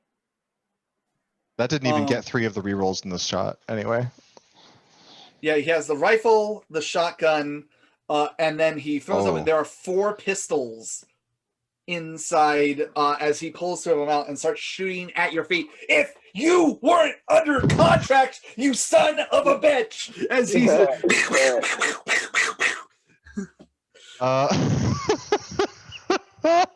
and you remember Delphina's warning that Asmodeus's patience and serenity matches kind of your own. No shit, I was serious. I'm serious. Walter's saying that as he like twinkle steps, I guess. Asmodeus! Asmodeus! He is being serious. An associate of ours just threw up the barrier right before we got here to propel the werewolves. We just didn't know if it would keep everything out. We didn't get to talk to her afterward. She's she Right. I guess the spell took a lot out of her. I'm just glad you can get in here. We'll get in there if you're being. Are you being chased? He looks back. I could have been. Oh, That's not the point. He walks back, and just as he's passing you on the horse, you feel a on the back of your head. And he keeps riding. Can we say it knocks my hat off and I have Yes. to catch it? Yes.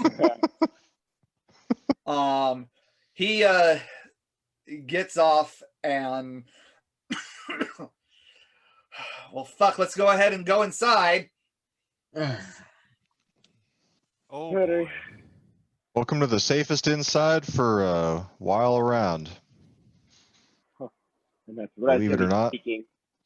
And He looks there's at- just like bullets and guns sprayed all across the kitchen table as he walks in. He looks around.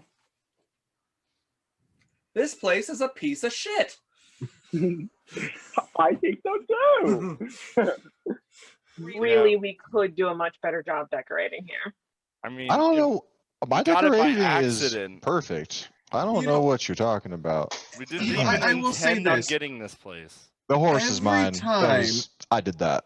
But every time we try and make this place look nice, one of you lovely generals comes aside and just assigns us a new project. So I'm sorry, we haven't had time. Yeah, time. That's something we don't have a lot of.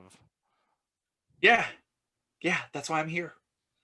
What do you got to drink? Well,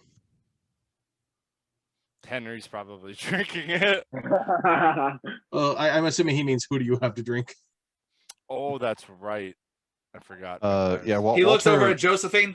Who's the broad? off he- limits. Put up the He- barrier he- and saved our yeah. life. Definitely does not want anyone biting footage. She's real useful, but we had to make a deal with her to make her useful. So I will offer you, Asmodeus, as a kind gesture, to at least take some, although not kill, from my ghoul. At this point, Bartleby looks over and looks back at him, and it's just like, He would be your only viable option at the moment, as our other associate here, well, his blood doesn't mix well with our kind, and I wouldn't want you exploding while feeding. at this point, he's already stopped listening to you, and he's just walking over. Watch out for those board. He's like, how's it going? And then just bites into him as Burby just go, oh, it's a pleasure to fuck. Just bites into the guy, and Bartleby just kind of passes out, and he just lets him drop on the ground, like no care whatsoever, just funk. Oh, that was rude. Looks over, hey look, whiskey, and then just gets the top up, feet up on the table, like snow and mud just on your. Liam has now developed an eye twitch. Just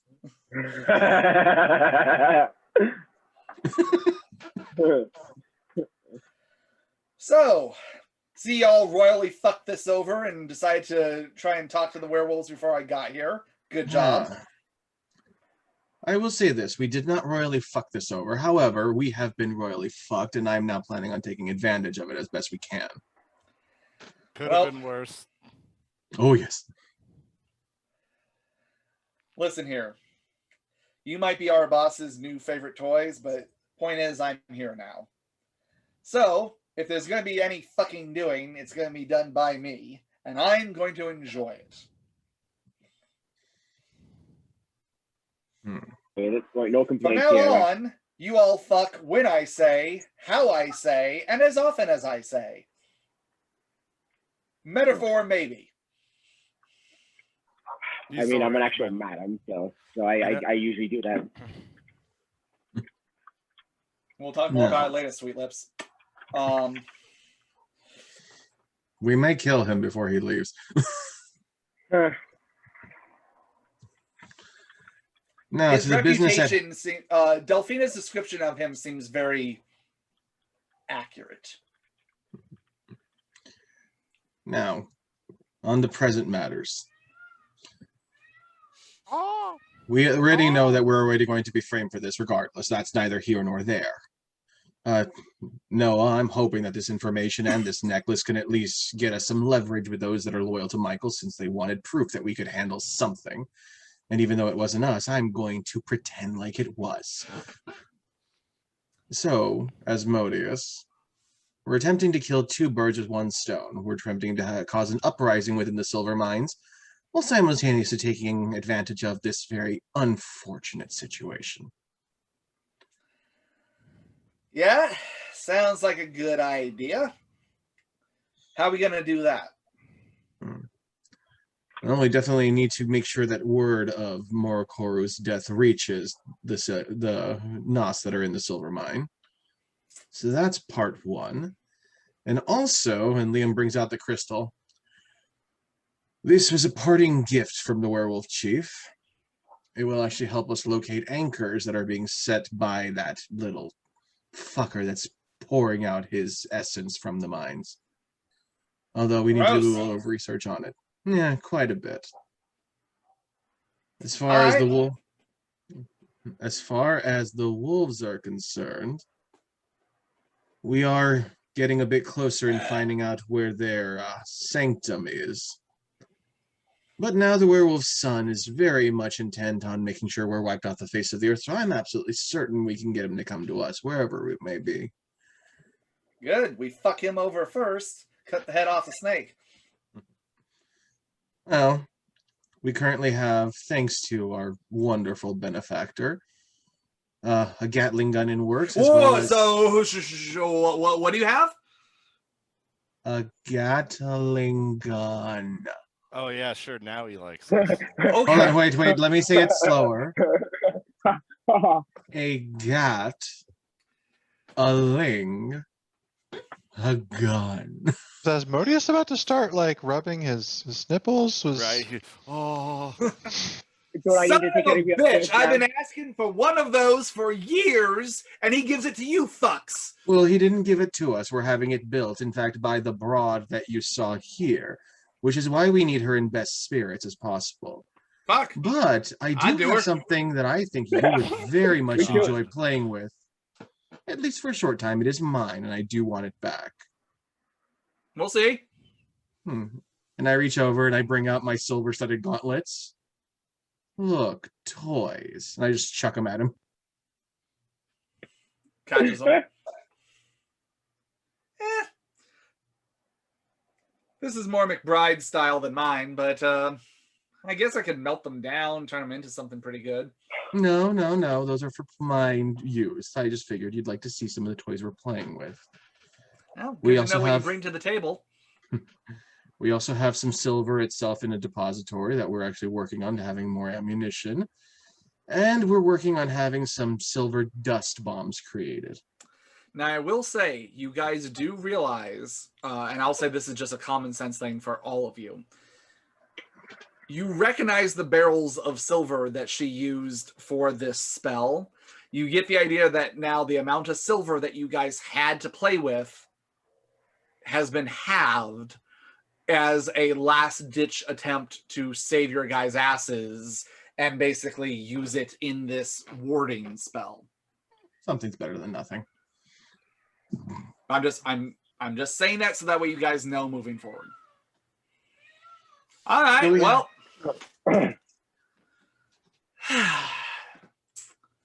Well, I guess I came in at the right time, saved all your asses. You got some hooch here. Looks good. Gave me something to drink. Thank you. To the now sleeping body of Barbly. I'm going to go ahead and finish this. Find a place to throw it back up. And who knows? Maybe I'll do the same thing again. We'll talk strategy soon. Pleasure meeting y'all. Look forward to working with you as he allows himself upstairs to the loft where the bedroom is.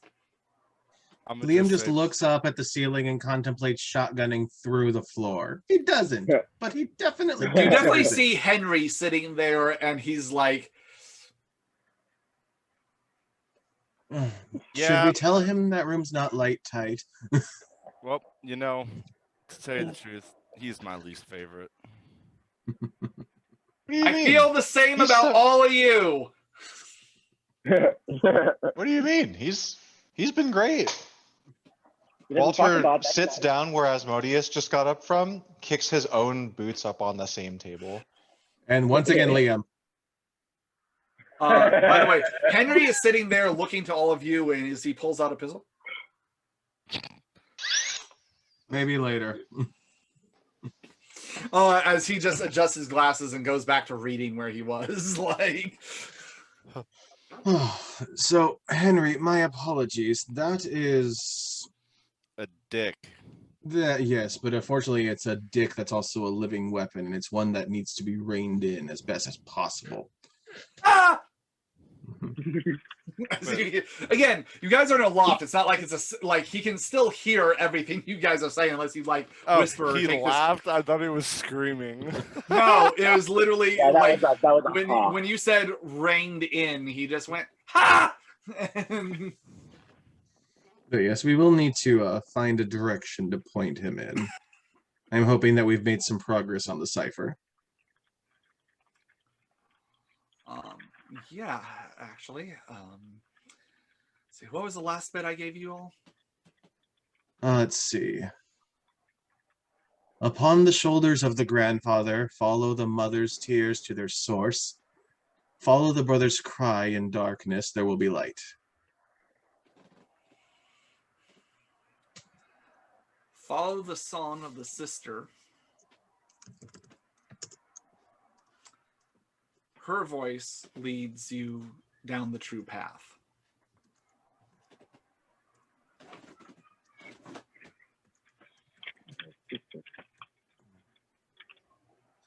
Now this is me asking, Waya, did you actually ever tell us anything about the vision you saw about this, where the actual area is? Because I know you got one, but I don't know if you actually shared it with us. The vision, sorry, retrace yourself, a vision about what? Because you got a vision about where their actual home is. I just don't know if you actually told us. Like you knew you could get there if you were an owl.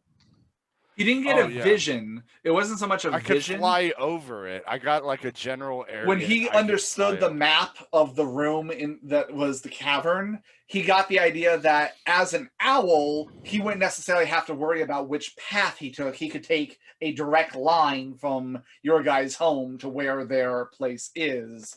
Gotcha. You guys, however, who can't fly and would have to go on either foot or horse, that's why you still need the cipher to figure out the land way to get there. But if you wanted to go for, let's say, reconnaissance or something, he now pretty much figures out as an owl how he could fly and get there. Yeah, I'll say, well, you know, I could fly over and recon, but that'd be the easiest way and the only way I know how to get there.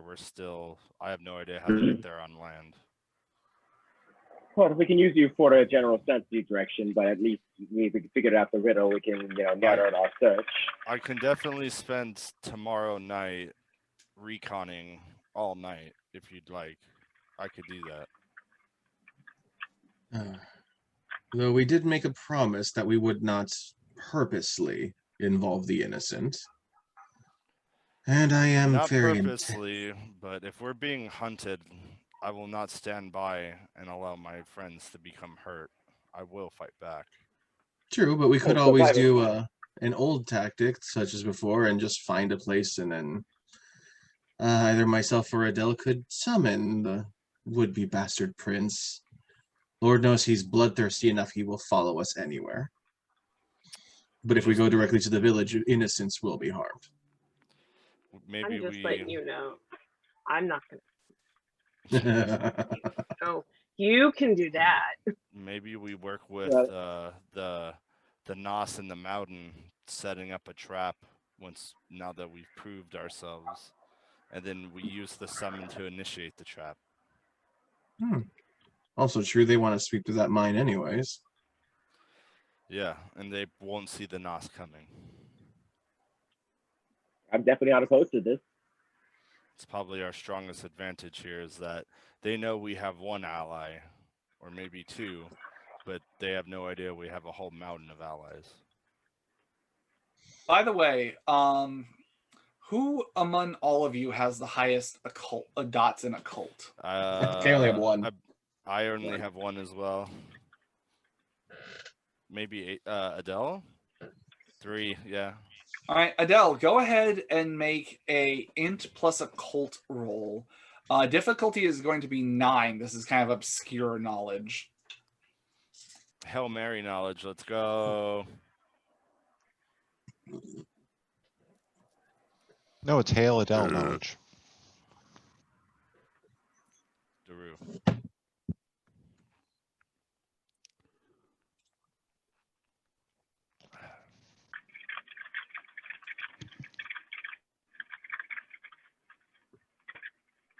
All right, 1 success. I'm going to go ahead and send you a whisper. You're literally right there. Right, but Just mute yourself and tell oh yeah, her. well just yeah.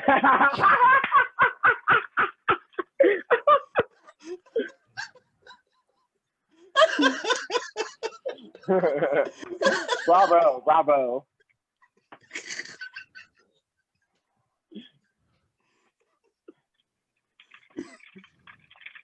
Best part of tonight.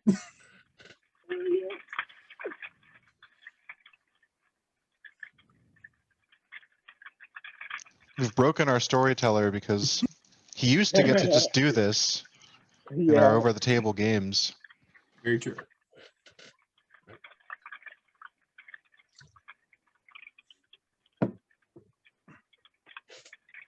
You have the stringiest of cheese. Thank you. I didn't make it myself, but Yeah, I'm sure it's selectable. All I really want to do is just get a bunch of string cheese, just bread them up, and then deep fry them. Yo, there's a place over by my work called Two Hands, and it's a company from South Korea, and they do custom hot dogs, right? But instead of like just a sausage, you can get it with a half sausage, half mozzarella stick, or a full mozzarella stick, or you can do like half mozzarella, half cheddar. So you could literally get like a Rice Krispies corn dog with cheddar and mozzarella melted on the inside. I need this in my life. It sounds disgusting. It sounds disgusting, but it's fucking amazing. Jealous. The thing that always sounds you. disgusting if you are not from Southern California is trying to explain someone the elote man, the corn guy. Oh, they have those corn dogs too, by the way. God bless the elote man. God bless. All right. So anyway, go ahead. I just wanted to make sure that Adele had that knowledge in her bank.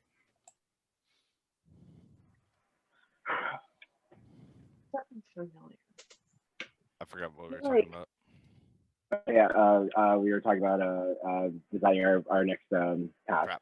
Right. So it sounds like we're heading to Data Club next to meet up with the off. Hold on, Atris. What was it? Yeah. Adele was saying something real quick. Yeah. Sorry, yeah. Something about feels familiar. I think my sire may have told me something. I don't know. I can't put my finger on exactly. I don't know much. I don't remember. But I remember hearing something about certain abilities.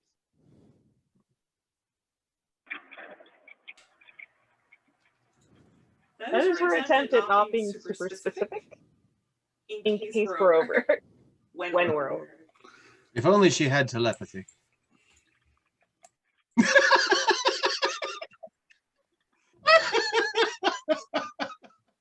Did that message reach you? I think I know what she's thinking. Where's Silver Hot? Hot. Okay, are you doing something? Oh yeah. I'm gonna speak telepathy at Liam. I don't like where this is going. You fuck you, fuck you, fuck you, fuck you. This next part will be censored. Yeah, unlike everything else that we fucking say. What's your current willpower? So because I got one back, current willpower 7. Oh, that's pretty good. To be fair, I also do not ever make any attempts to block Adele's telepathy.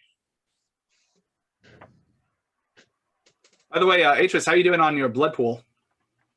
Currently, I believe I'm 6 out of 15, so I have 9 blood points. So I'm still well over half. You're over half? Okay. I got 4 successes. The message, you make a connection to the brain of Liam. What do you tell him? Listen here, you fucker. Liam's just It's smiling. been a stressful evening. Okay? Anyway, the thing that caught my eye are the black flames. I don't know a lot about it. I just remember some war that my sire was telling me about, and they used black flames. Something balls, volley, something. I don't know. Oh, I Fucker. knew it. I knew it. Liam, I will, with that, you can make a int plus occult roll. Difficulty is 7. Chad knows this, but Wea has no idea. I got 1. You've heard of the Bali Wars. It happened quite some time ago. Like, probably even depending on how old your individual sires are, we're talking like Middle Ages kind of thing.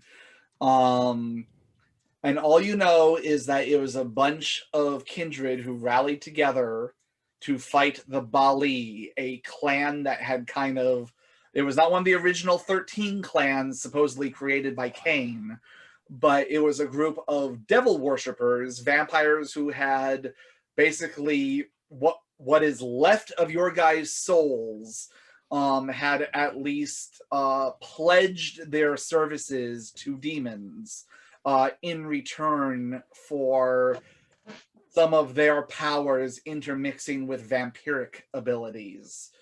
And with only 1 success, I'll say that's all that you know of. And you know it was bad enough that other than the turncoats that decide to side with them, that most of the other clans don't agree on much, but for them to agree on, yeah, fuck these guys. I believe, if I remember correctly, this was pre-Camarilla and Sabat.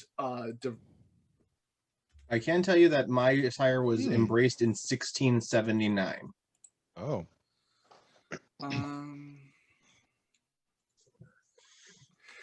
It was started between the Bali and the Salubri.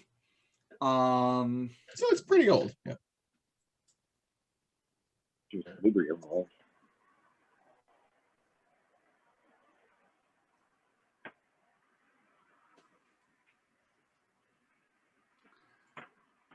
Yeah, we're talking like there was actually 2 Bali wars.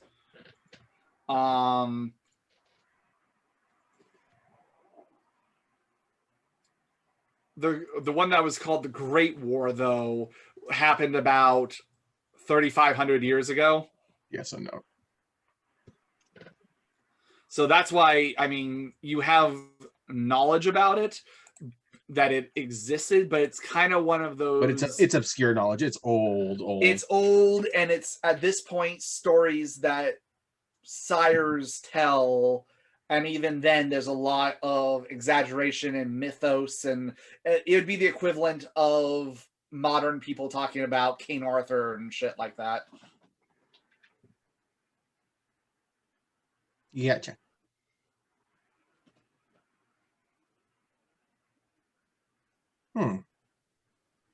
So, well, at the very least, we survived tonight.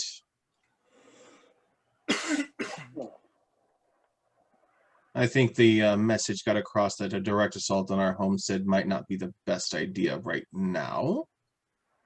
But I don't think that's going to stop them from trying again soon. Temporary protection. Okay, wouldn't lean on it for too long.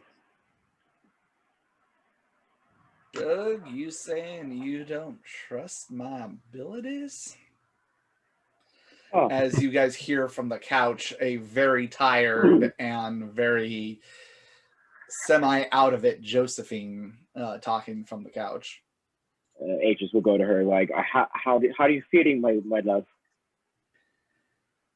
If anyone has the name of that cattle drive that hit me, I'd be most happy if someone told me. I mean, as far as I know, you just passed out after you tried to use all that silver on there. Yes, skin. very large spells are very draining. Doing very large spells very quickly without the normal amount of prep work, even more so, I'm afraid. Yeah, we very much thank you for assisting us in such a very, very, very fast manner. Well, what can I say? Y'all are my favorite clients. I would hate to lose you. Here I just assume we gave you interesting requests that kept you on your toes. Hun, that is definitely also true. And she, oh, it's fine. Everything just hurts. And she groans. She says, "Do we have anything to drink?" Well, I think our special guest may have drinking it all. well, I know that Bartleby should have his own stash. Hold on, let me go rifle through it. He isn't really in a position to argue. I just go through Bartleby's things. You find a flask. Heads up, and I chuck it at her. Catches it. Just a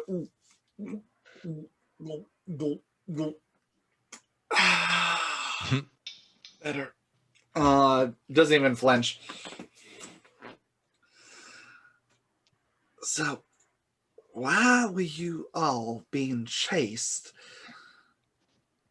by those beasts?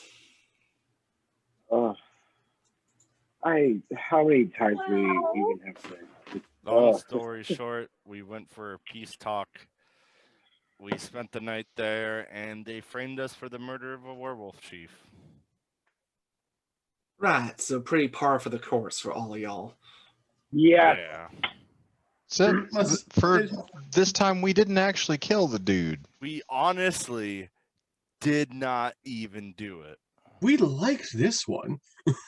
Oh, Hans, I know you didn't do it. If you did, Liam here would have been bragging about it already. I wish I could say you were wrong. No, as well. Well, not that I had a whole lot of experience with lupines, but I'd say y'all in about waist deep in shit. It stinks. Yeah. Someone who ain't got a lot of experience, you sure handled a whole heap of trouble with one flick of your wrists there and one sleep spell.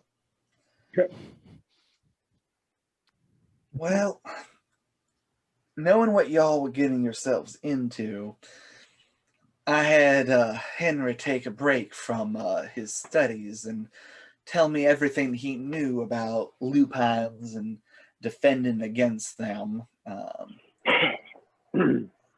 Kind of took what he told me and used the protection spell around my house and tweaked it a little bit. Now, because I had to do it in a rush, I'm going to have to recharge the spell every couple of nights. But while it's charged, anything of a lupine nature is going to have a might lot of difficulty trying to get through the wall. I was planning, if I had more time, to make this a little bit of a better protection. But I'm pretty tapped right about now. Shoot, so all you could do is keep out all of the hot pursuers that were about to kill all of us. Well, I think I'll accept it. What can I say, hun? It was an off night for me. It's beautiful help as always, Josephine. Saving our skin once again. The wall was going to be a bit of a surprise present for y'all, but seems we had to unveil it a little bit early. Oh, we were surprised. I can assure you it was a bit of both. At least it was a good surprise for us this time after the shitty night we've had. I can see that, hun. Down the line, I can maybe make it that, well, a similar enchantment to what I have. Anybody that you hadn't invited to your home, unless they're extremely willful, will oftentimes forget why they were coming and turn around and go the other way. Now, that'll work on regular folks. As far as other creatures, like, oh shit, is he all right? She's looking at Bartleby. He'll be. Okay. He'll be fine. He didn't get that much blood drain from him. He's currently experiencing an iron deficiency. Right. If you want things like him or things like yourselves to not be welcome, that's going to take a little bit more research and a little bit more understanding of what makes y'all tick. But might be something I might be able to swing down the road. You see, my homestead's a little bit better protected because I'm there. I'm the catalyst that's charging the spell, so to speak. And as much as I like y'all, I don't plan on, she kind of looks around that place, taking up residence here anytime soon. Why's everyone got to say that our place is shitty? I Now, think it's pretty nice. hun, I'm not saying nothing like that. I'm just saying, not been able to move on my own and have my own place to call my own in quite some time. I'm not quite ready to give it up. And all pretense aside, I'm still a lady and don't know I want to shack up with all y'all fine gentlemen and ladies just quite yet. Well, a bunch. being truthful, I suppose I wasn't going to ask to have a forge built in here either. Might make things might too hot for y'all. So, as long as I can come by and spend a little bit of energy charging this until I can figure out how to make it a little bit more permanent and self-sustaining, you should at least have some protection against all those critters that are looking to rip your throats out. No, they very much thank you for that. Seeing as y'all still standing, I'm assuming it worked. Oh, yeah. Worked real well. In fact, we found out that it did indeed let in non-lupine when needed. Hey, Smodius. I'm just gonna call up and see if he will deign to peek over down at us. I'll grab like one of the brooms we have and I'll just like poke the ceiling. Bat. Yeah. You hear from up above, and this loud belch as this empty bottle comes over the side and just shatters as Josephine kind of goes back. Y'all out of whiskey. I'll He's make the a run to doll. the store. We got a guest, and Asmodeus, her name's Josephine. Be nice to her. How you doing, sugar tits? Oh no. Oh, Oh no. Josephine looks up. Her eyes glow this bluish white for a second, and it fades out. And she just goes. Liam just looks at Josephine like, My hand's already like extending out the broomstick. After he leaves She this takes mission, it and. after he Oh. leaves this And then- mission, he ain't no longer our guest, by the way. She now, that brings up a curious question. Walter, did you mean that you feel that he's fair game afterwards? Oh no. Walter was leaning into Josephine, So you're whispering. whispering. No, I'm not talking her. about your I'm talking about in your heart of hearts, did you mean it? Where in other words, he would not be opposed to someone murdering Asmodeus after this. So like, it's tongue in cheek enough that it's easy for Walter to say it in either case, but it's also just like a fact. You know what I mean? Okay. He's part of the I'll- organization, so we're not gonna. I'm not asking you to try and trick anyone. I'm just asking, in his own mind, is Walter already making plans, or he didn't mean anything by it? Walter meant that Josephine shouldn't feel like she has to feel completely hamstrung by his association with us. Okay, not that you were going to actively do anything against him. Oh, I didn't say that at all. Okay, I will leave it at that. But I guess it's a good time to ask, since you all have met Asmodeus, or any of you thinking of maybe when this is all over, something bad befalling him. Yeah, but I won't stop anything. I mean, Yeah, like, I it's- didn't it's- kill him. like if it happens, it happens. Okay, but no one's actively going, "Oh, fuck this guy." He's all right. So He's he's reading crude, my but mind. no cruder than any bad man H has been. Okay. just asking. No reason. Liam just looks at the broomstick like, okay, we'll also pick up a new one of these. My She- broom. She's holding it like a stake and looking up. You know, I've been doing a bit of reading myself. We need him at least for a little bit, okay? At least. That's the real battle royale I want to see.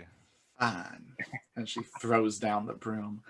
Sorry. And she flips a quarter to Liam from her pocket.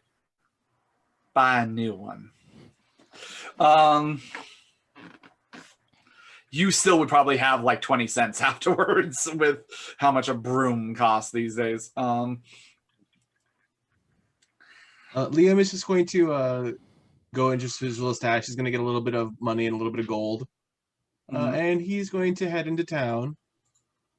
Mostly just because he's going to stop by the tavern. He's going to pick up like extra bottles of alcohol to appease our guest.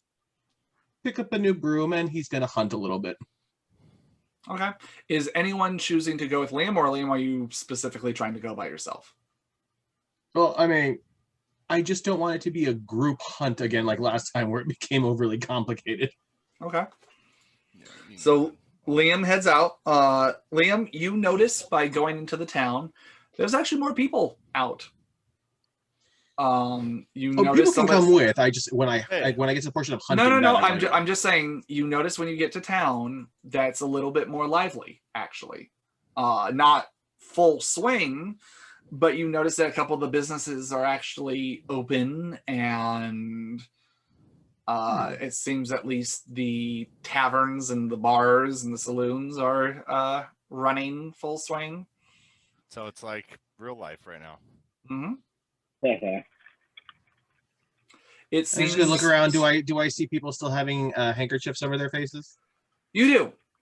It seems that people are still being cautious, but optimistically so. it would seem. Liam, because he doesn't want to do this when he's got his hands full, he's going to actually go to the church first. Okay. Just to check in and see, if it's getting emptied out or... You do notice that there are less people there. However, you do notice some sick people. It just...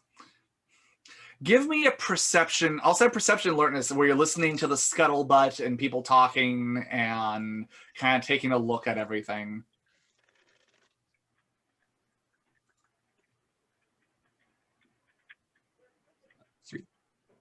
Okay. From what you're gathering from the townspeople, all the people that were sick didn't magically get better, and unfortunately, you notice that that the place is emptied out, partially because some of the people passed away and succumbed to the illness. But there doesn't seem to be any new cases. It doesn't seem to be spreading. It just seems that those that were already infected are having to try and fight this thing as best they can. But it seems it's at least halted its growth and spread, and people are noticing that people are at least either dying and or getting better. So either way, the number of active cases is declining. Okay, I want to look. I don't need an old priest, I just need a young priest. The plague hawks are still a huge problem, but other than that, like, the plague cats, the plague hawks, plague possums. Yeah, all big problems here. Okay. You're able to find a priest that's a younger guy, sandy blonde hair, parted down the middle in something of like a bowl cut. And he's... My apologies, Father. May I speak to you in a private? Sure, my son. I don't see why not. Seem a little drunk there. You've been hitting communion a little hard. Oh my god!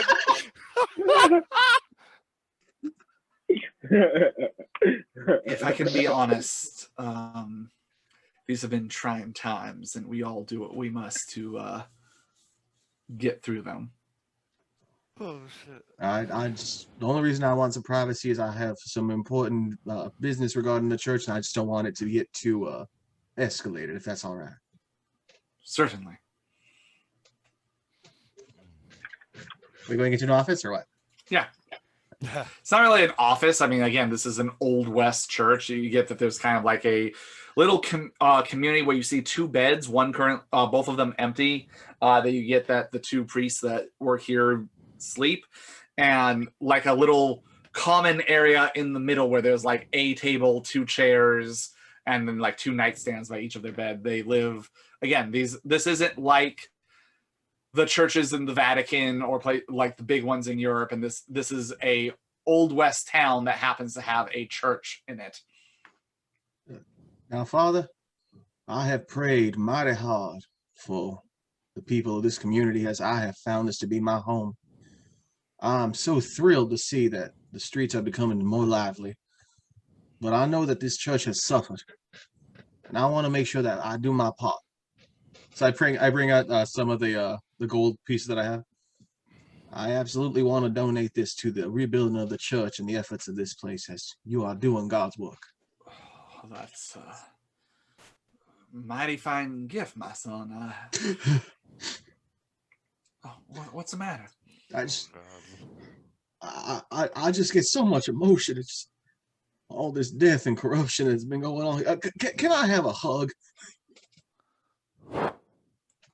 So Liam cries in the church, and there are no other vampires around.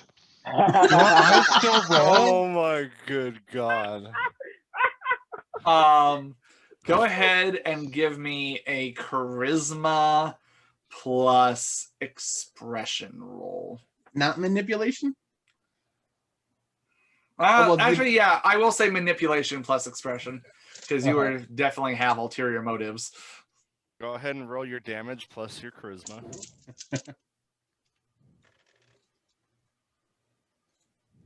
I should have let it be charisma A, so I was up one more dice, but it's still 2.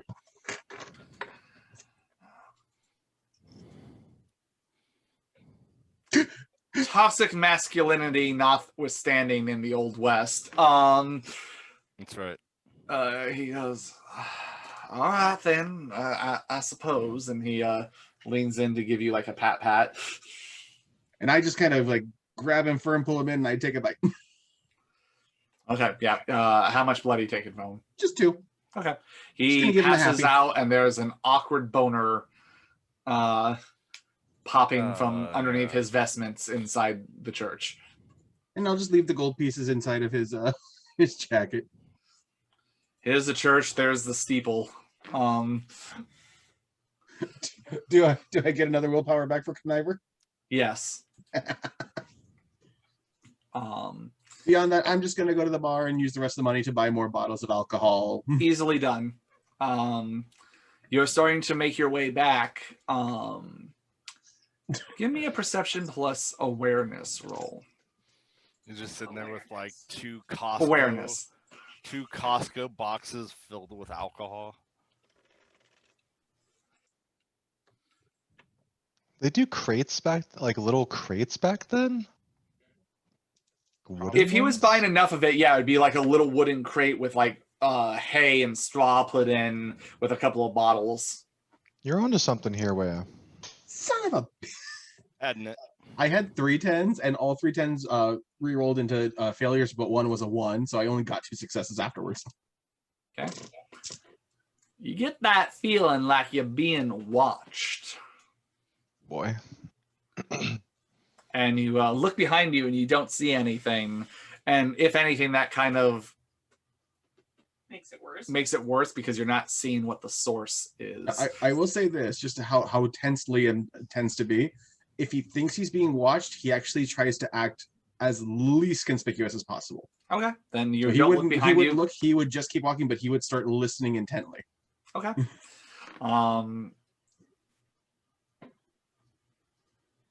You keep going.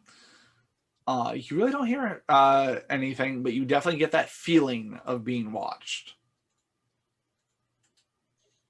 I am going to try as best as I can and just kind of use my peripheral vision and look like without twisting my head too much, and see if I just see anything, any sparkle of eyes or anything, or if I hear any like sparkle, Markle. Sparkle. If I hear any rat squeaks or anything. Okay. Perception, alertness, alertness. Alertness, dude. It's very alert of you. Better 3.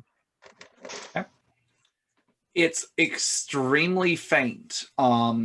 You've been with the gang long enough that you've seen Wea hunt and track and learned his ways to try and, like, even for his size, keep his presence kind of on the down low. But it's almost in time with you. Every time you take a step, you just carefully hear, like, it's almost like an echo, a second step. And it's keeping in pace with you, and when you stop, it stops, kind of thing. Liam's going to try and get a little tricky. Okay. So That's he's so out of going to- character for him.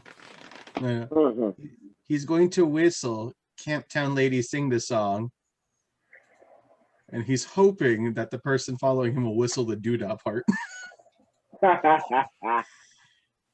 Okay. Whistle for us.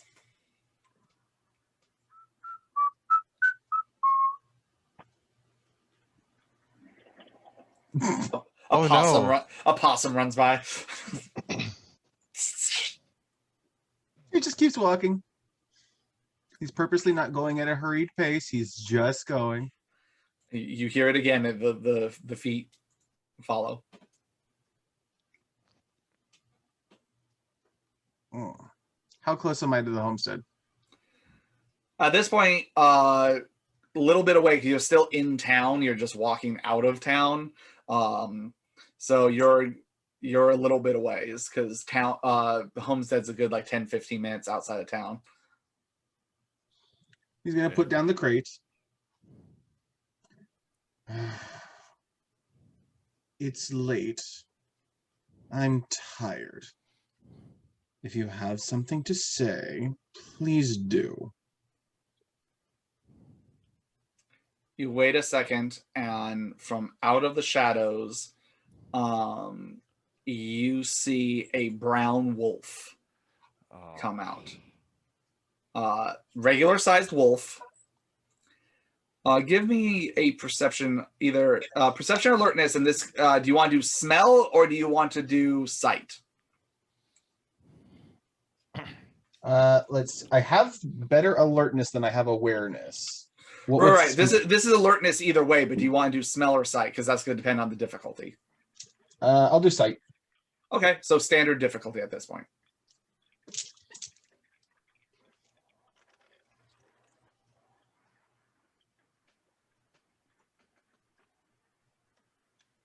This is not good.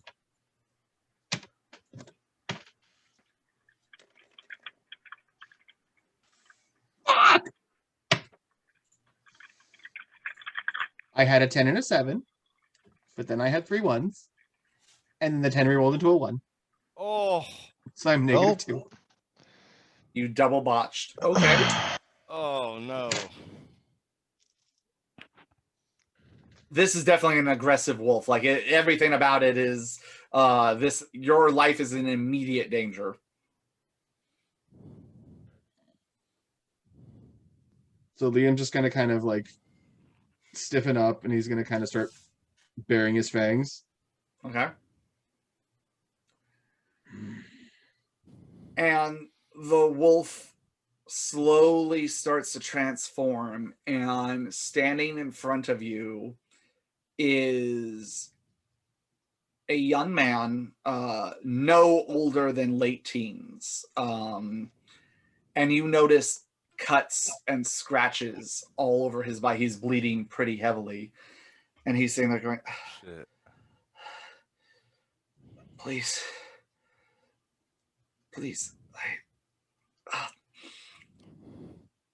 I know you didn't do it. I know you're innocent. Please hear me out. I need to get somewhere before they track me. They're looking for me.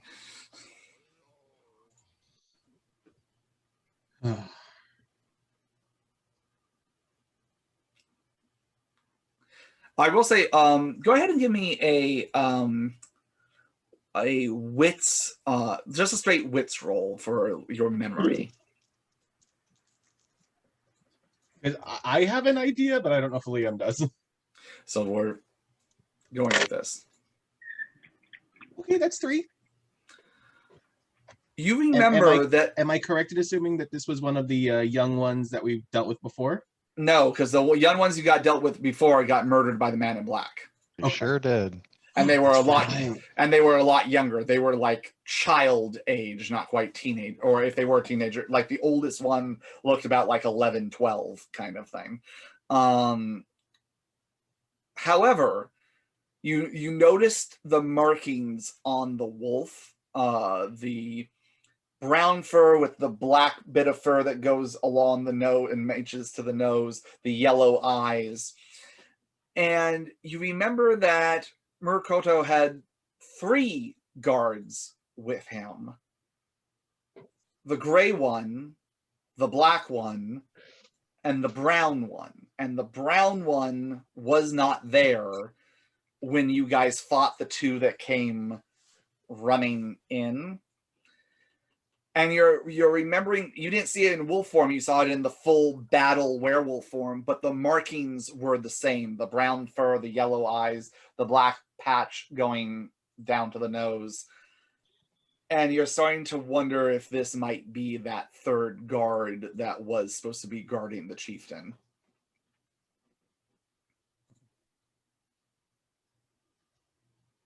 No. I'm a bit apprehensive. I see that you're injured. I will assist you on one condition.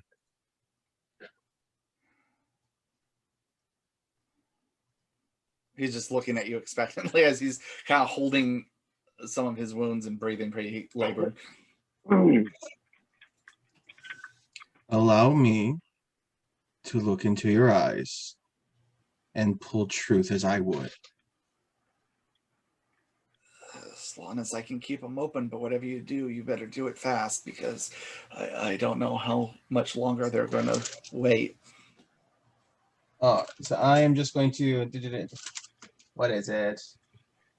I'm just gonna do a quick mesmerize and just. Okay.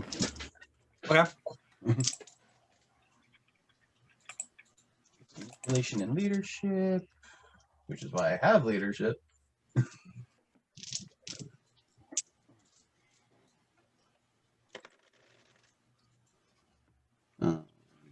So that's 3 successes.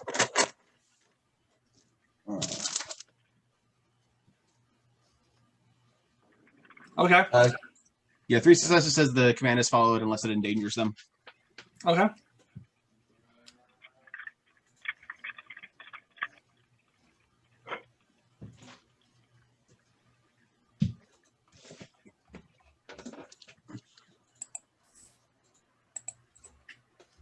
So what's the command?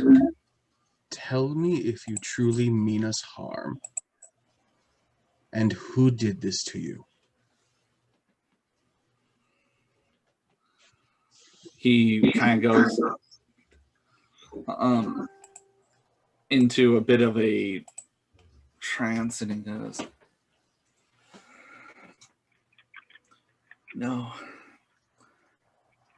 I don't mean you harm. Not for this.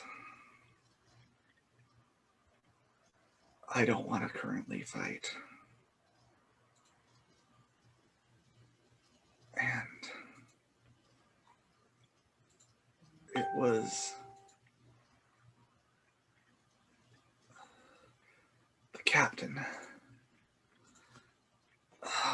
He's with Itsutai.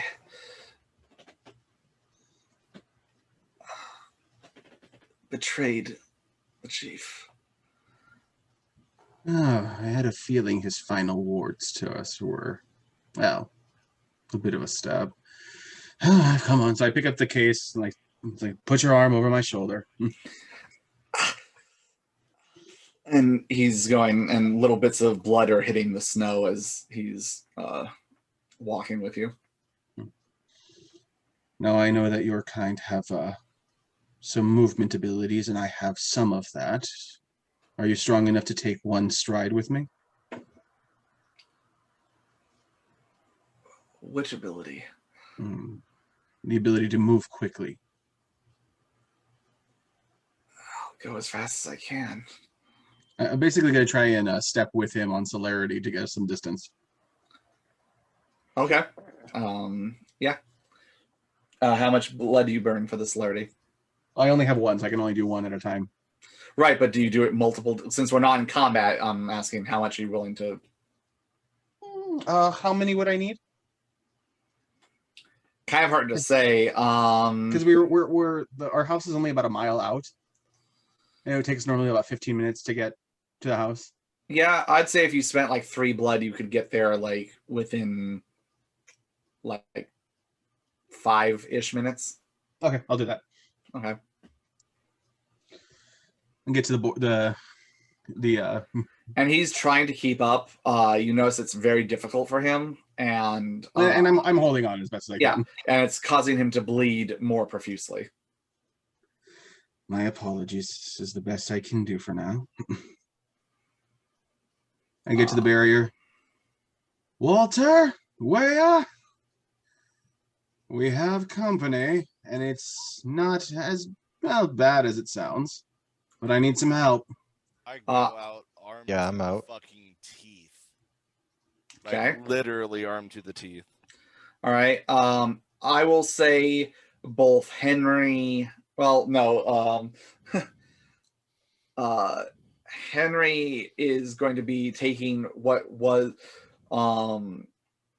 He's going to be at the window with has his pistols aimed. We're out for the count. Josephine kind of props herself up with her hammer and is almost using it like a crutch, but at least standing. Atris will just take out a crossbow and just kind of take points on the porch. Okay. Adele, what are you doing? I have my hand on my little pistol, just kind of waiting and observing. I have a couple 6-shooters with silver bullets in them. I'd like to think. I don't have anything drawn. I just walk out. You are muted, my storyteller, man.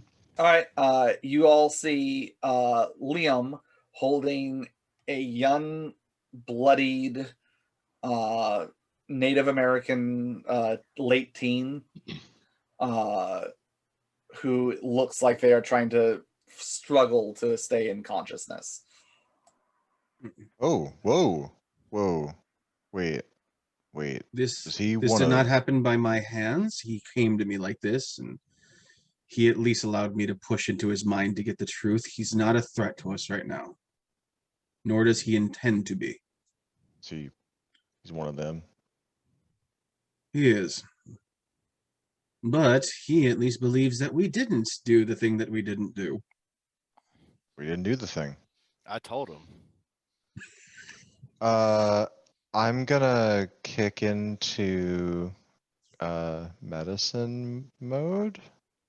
Yeah, I'll help him address the wounds. We Can can't we- really keep him inside of Yeah, this I don't unless think we Josephine bring can him help. inside, yes. Josephine speaks out and she goes, "Yeah, Hans, if he's one of them, I wouldn't bring him across that barrier. I didn't really have time for the intricacies of allowing permission of one and not the others." For the sure. All right. Can I perceive medicine on him? Yeah, I'll say for you, it's going to be a.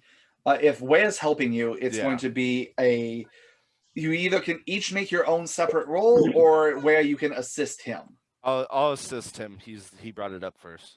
Okay, so then I'll say it is going to be a perception of 4 successes. Even if you lower the DC, it's still 4 successes. Okay, because I was gonna make a diff 5. So. Yep, it's 4. Okay. Not bad. You guys keep some very minor medical supplies in the house, mainly for Bartleby's sake. Or Henry. Well, you guys haven't known Henry long enough that if you think about it, you didn't really decide that he was going to be living with you guys. So,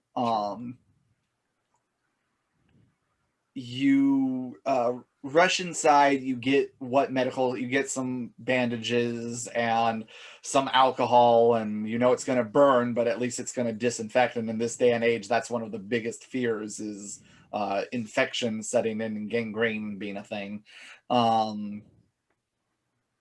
So do you do this right here in front of your house, or where? Well, we can't get him in past the barrier, right? I'm sorry, I rolled 4 on the perception roll. I didn't even do like the dex. Oh, sorry.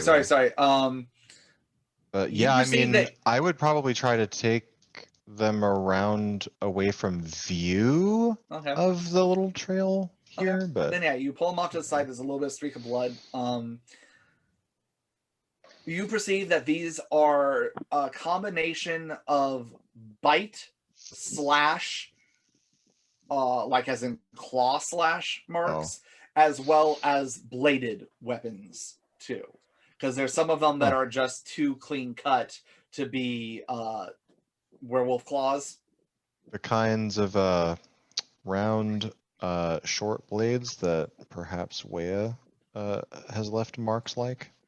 I mean, you have done your fair bit of fighting in these parts, and you've seen the kind of tools that the Comanche and others of this area use, and it's reminiscent of that of people that you've had to patch up in the past. Yeah, okay. I would like to stem this bleeding and stuff, and get him cleaned up. And I'll say with your 4 successes, he's very badly injured, and if he got no medical attention, he probably would die. If you're able to get this cleaned up and get it disinfected, there's a chance that you can save him. Oh, I'm taking that chance. Yeah, buddy, let's go. So, this is going to be a dex medicine roll.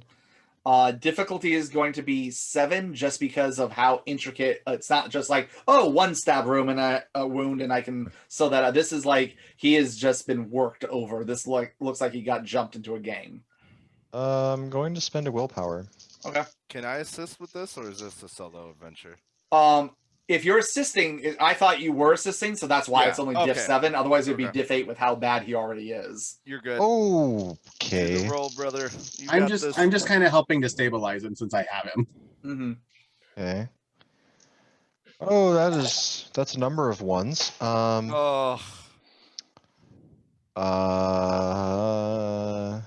Well, with the willpower, it is still 4 successes in the end. oh wow. Okay. Yeah, 3 7s, 2 8s, a 9, 3 1s, and a willpower. With Wea's help, again, Wea, you're from a completely different nation of people. You know, you're Cherokee.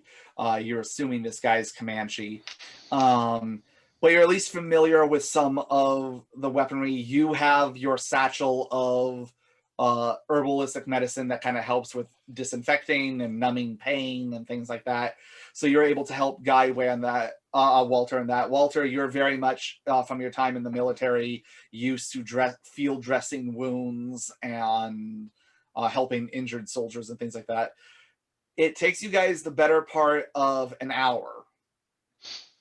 And eventually he does pass out through the pain. You can see that he's being very brave and he's doing everything he can not to.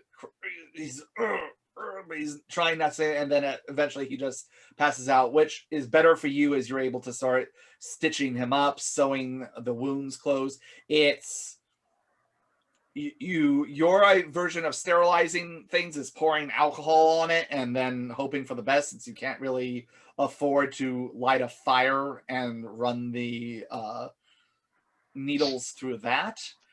Oh, enough. Yep. And it's bloody as you're just field dressing. You guys have seen what the Civil War looked like because it just passed a couple years ago. This is rough, dirty, whatever you can do to keep this guy breathing another night kind of thing. And by the time you get done, you feel, I'll say you even get like Noah and Adele and Atris to help bringing clean rags and fresh water from your guys' personal, because there is a private well that Old Man Jenkins had, you know. Jenkins? I'm just joking, but you know. Yeah. Because it was a farm and he needed to make sure the crops could grow and, you know, everything else. But so you bring clean rags, you bring fresh water to help clean the wounds and everything.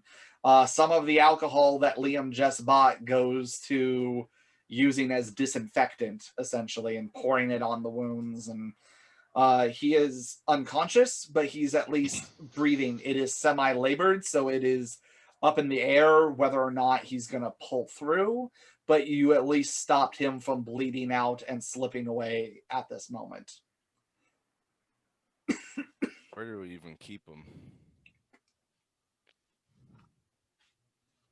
Well, he can't stay with us. I mean, at least not through the barrier. I mean, he's got to stay outside. That's not exactly great protection for someone who claims to be helping us.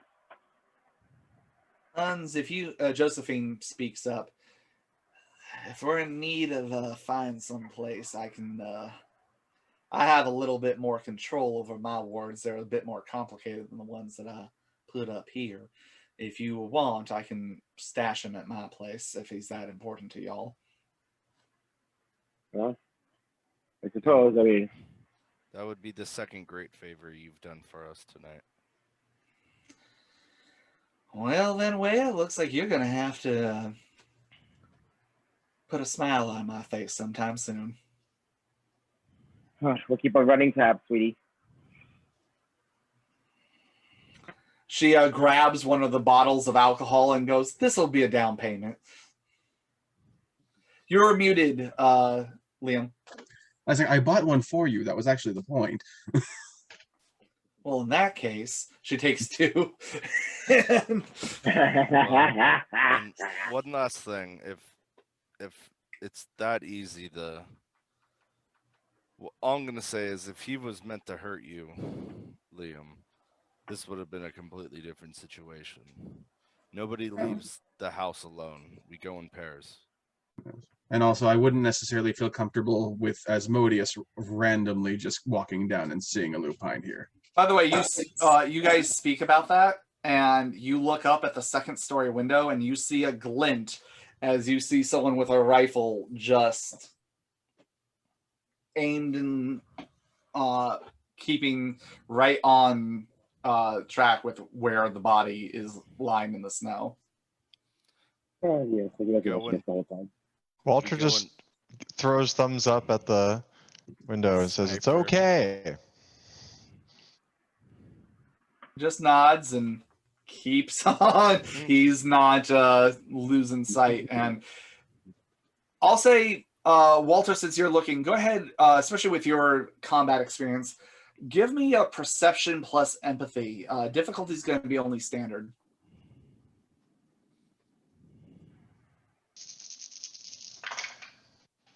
This is interesting. Hopefully that saved it. Oh, it may have. That's 2 successes off of what would have been Okay. 0. One thing is unlike some of the newer versions of you guys, one thing you notice is he is not breathing, the Asmodeus.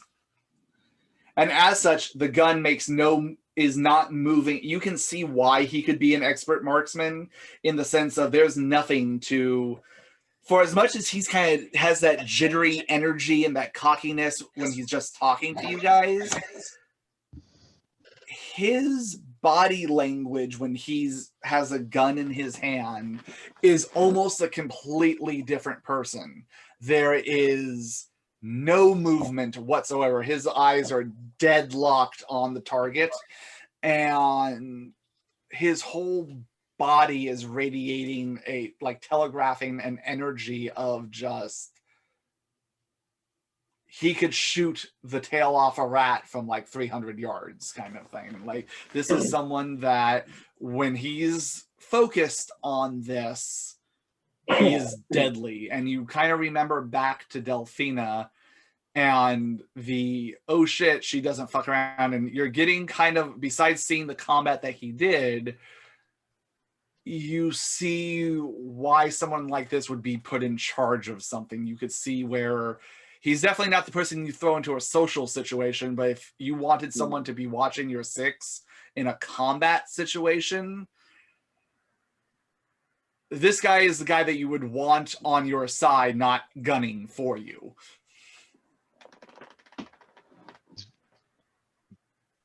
That's an efficient killer up there. Huh. Makes me wonder what he did before he became one of us. Mhm. Yeah, probably tax collector. Good luck to shooting. What is that? Yeah, it's a funny thing that the rich do to the poor. Oh, memories. Well, Josephine, are you going to need assistance getting him into your home? We go together. We do not go alone.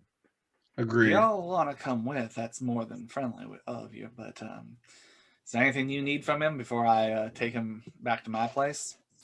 Yeah. Doesn't seem very usable at the moment. Does he have weapons on him? That's a good question. You actually do see a belt that has a dagger in it. I strip him of his weapons. Okay. That's about it. And I'll just take whatever he has. Does he look like to Walter like he's gonna be conscious any hour soon? Oh, you would be shocked. I mean, here's the thing, from what you guys learned, I won't even make you roll for this, it's just your knowledge. Mhm. From what you guys have learned firsthand and from studying with Henry,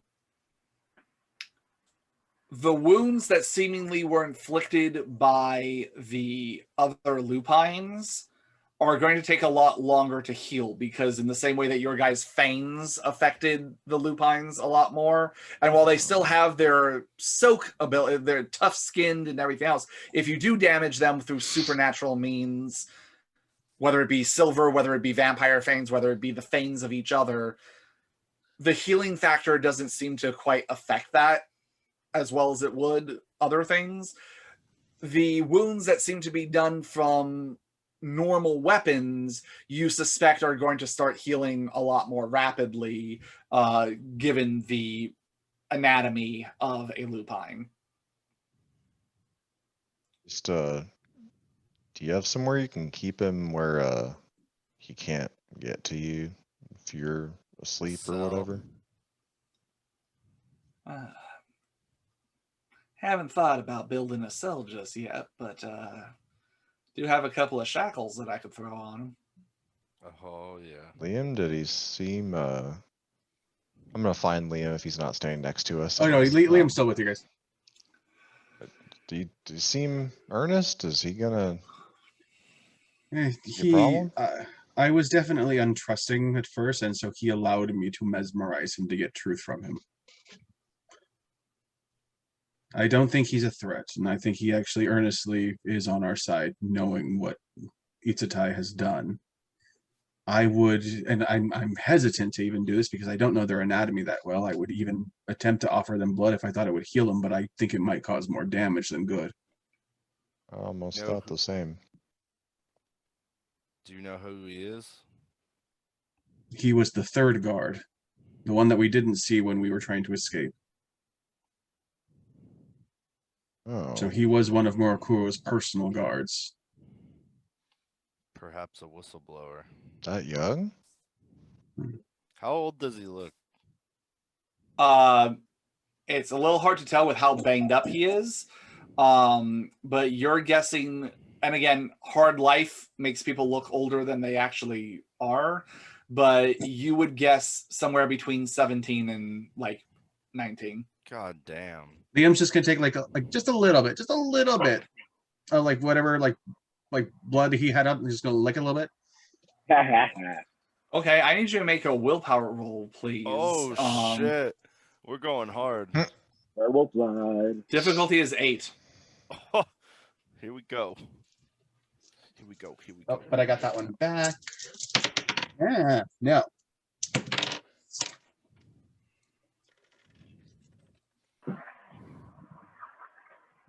Okay. 3 10s and an 8. Nice. Okay. Want me to reroll the 10s? Yes, you can re-roll the 10s. As a matter of fact, you should. Those are the rules. And might actually, get triple ones. it's a good thing I did, because I got another 10 and a 9, but I also got a 1. Okay, so that ends up being 5 successes in total. Okay. You fight the urge for your body to instantly reject this. But it's like, not the taste, but the body reaction of drinking spoiled milk. Your body has that natural reflex to want to instantly vomit it back out, just out of self-preservation. But I'll say you do at least spit it out, and you get the idea that there's something on almost a biological level that is wanting to reject this. Well, that I get, but I'm also trying to discern his age, because if he's in my wheelhouse, that I would kind of figure out right away. Well, remind me what your wheelhouse is, what the range is. 18 to 21. He's a little bit younger than your wheelhouse. Okay, not quite there. He's not an adult yet, sorry. It's close, but not quite there. Give it another year. Yeah, you get the idea that he's probably about 17. But no, yes, I'm definitely hesitant to try and give him blood, because I don't know what that would do to him. We're gonna have to wait this out, not unless Henry knows something about. No, I don't even want to bother him with this. I don't think he would know. I don't think we need to complicate this situation any more than we just need to get him already healed. is. Seems like it's going to take him a while to heal anyway, but he may not be a threat for a while. Let's escort him. he came to you, and I think if he meant to do more harm, he would have done something a little different. Oh, I absolutely agree. None of the others have showed remorse so far. Josephine, you want one of us to stand guard tonight while you sleep till the daytime? I can do it. Well, I do appreciate the offer, and you're mighty sweet for making it, but if these things are hunting y'all, I think you being behind this barrier I wrecked my body for might be a little bit safer. I got my ways of defending myself. But And he just kind of, Liam just kind of elbows Josephine like, "Mm." You elbow her, and she's like, "Ah, son of a," and she's just like, "Sure, you can guard me if you want." Oh no, Bastard. Yes. She looks at you, grabs a third bottle of whiskey, and then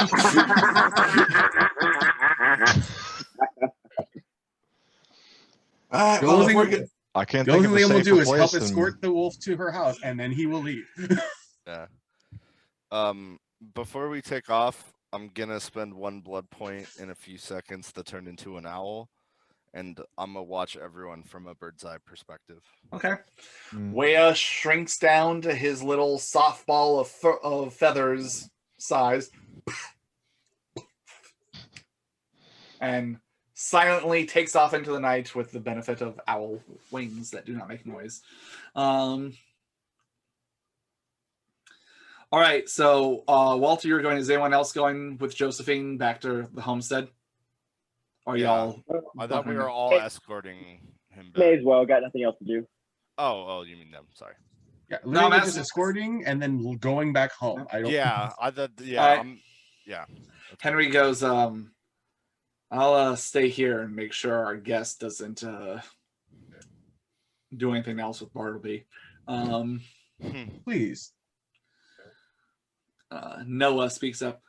I'll go with y'all and make sure that y'all get there safely. But I might go. Well, do we want to do be without you? invisible on the way over? I suppose it could Quite a have wise helped. idea. I'm more than just a pretty face. Oh my god, dude. He's going to go ahead and cast Cloak the Gathering as you all disappear. I can no longer see that which we are escorting as an owl. Hey. Well, as long as you were looking at us when it happened, you could still see the shimmer. Right. Yeah. I'll do that. Yeah. It's just hard to track. It's just you watch them and you lose them for a second, and you see a shimmer kind of like. It's kind of like the best way I've heard someone describe it in the past is it's like trying to watch a fish that's swimming in shallow water I don't know if you guys have ever been like on the pier or something, you're looking down at the water and you know there's a fish under there, and because of how the light hits in it, you lose it for a little bit, and then there it is, and then that's what it's kind of like trying to watch someone who's obfuscated who you watched obfuscate. Got it. Easy enough to do if you're kind of watching, but difficult in a combat situation because you lose them for a second, then suddenly, oh shit, they're over here. Mm-hmm. Okay, so you guys head over to Josephine's. I assume you take the long way around rather than cutting through town just for the sake of not necessarily bumping into anyone. Yep. It goes uneventfully. It seems that those that might have been trailing him maybe were also part of the party that were converging on the homestead, and the battle that took place there, at least for the time being, has made it that they are all licking their wounds, so to speak, and reassessing the situation. But you guys definitely got the vibe that this was a hit on, like, they were the bet was off. They were planning on ending this tonight. What you don't know at this point is whether or not those were Itzatai's loyal followers that were just trying to shut you all up before you could talk, or whether that was just the people loyal to the chieftain trying to exact revenge, or some combination of the two. You make it back to Josephine's homestead. She touches one of the sigils, groaning a bit as you see them kind of shimmer for a second and then go dull. She's like, well, let's go ahead and get him inside. I'm going to take him into the forge. That's where I keep some of the shackles I built. That's a toasty place to spend the night. Right now, you don't see the flames lit or anything. So luckily, you guys can actually enter. And once again, it is a octagonal-like shape where she's just put the multiple, kind of like it looks kind of like a repurposed grain silo, her forge. And with the fire, the circular forge being in the dead center of it with the vent up on the top that catches all the steam and smoke and pipes it outside. Though the edges of this thing are all one giant workbench, wooden workbench that she has. Seems that there's a comfy chair that she kind of keeps off to the side. Looks pretty plush and comfy with a footstool and a little table that looks like a little liquor cabinet next to it. And all kinds. There's also one of the walls, though, is not a particular workbench, but you do notice a handful of books that are there, just leather-bound books. There's no title on them. And on the walls and on the tables, there's various metals and stones and things that look in different stages of completion. Drawings, some of them looking more like blueprints, others looking more like writing and sigils and almost like arcanic things.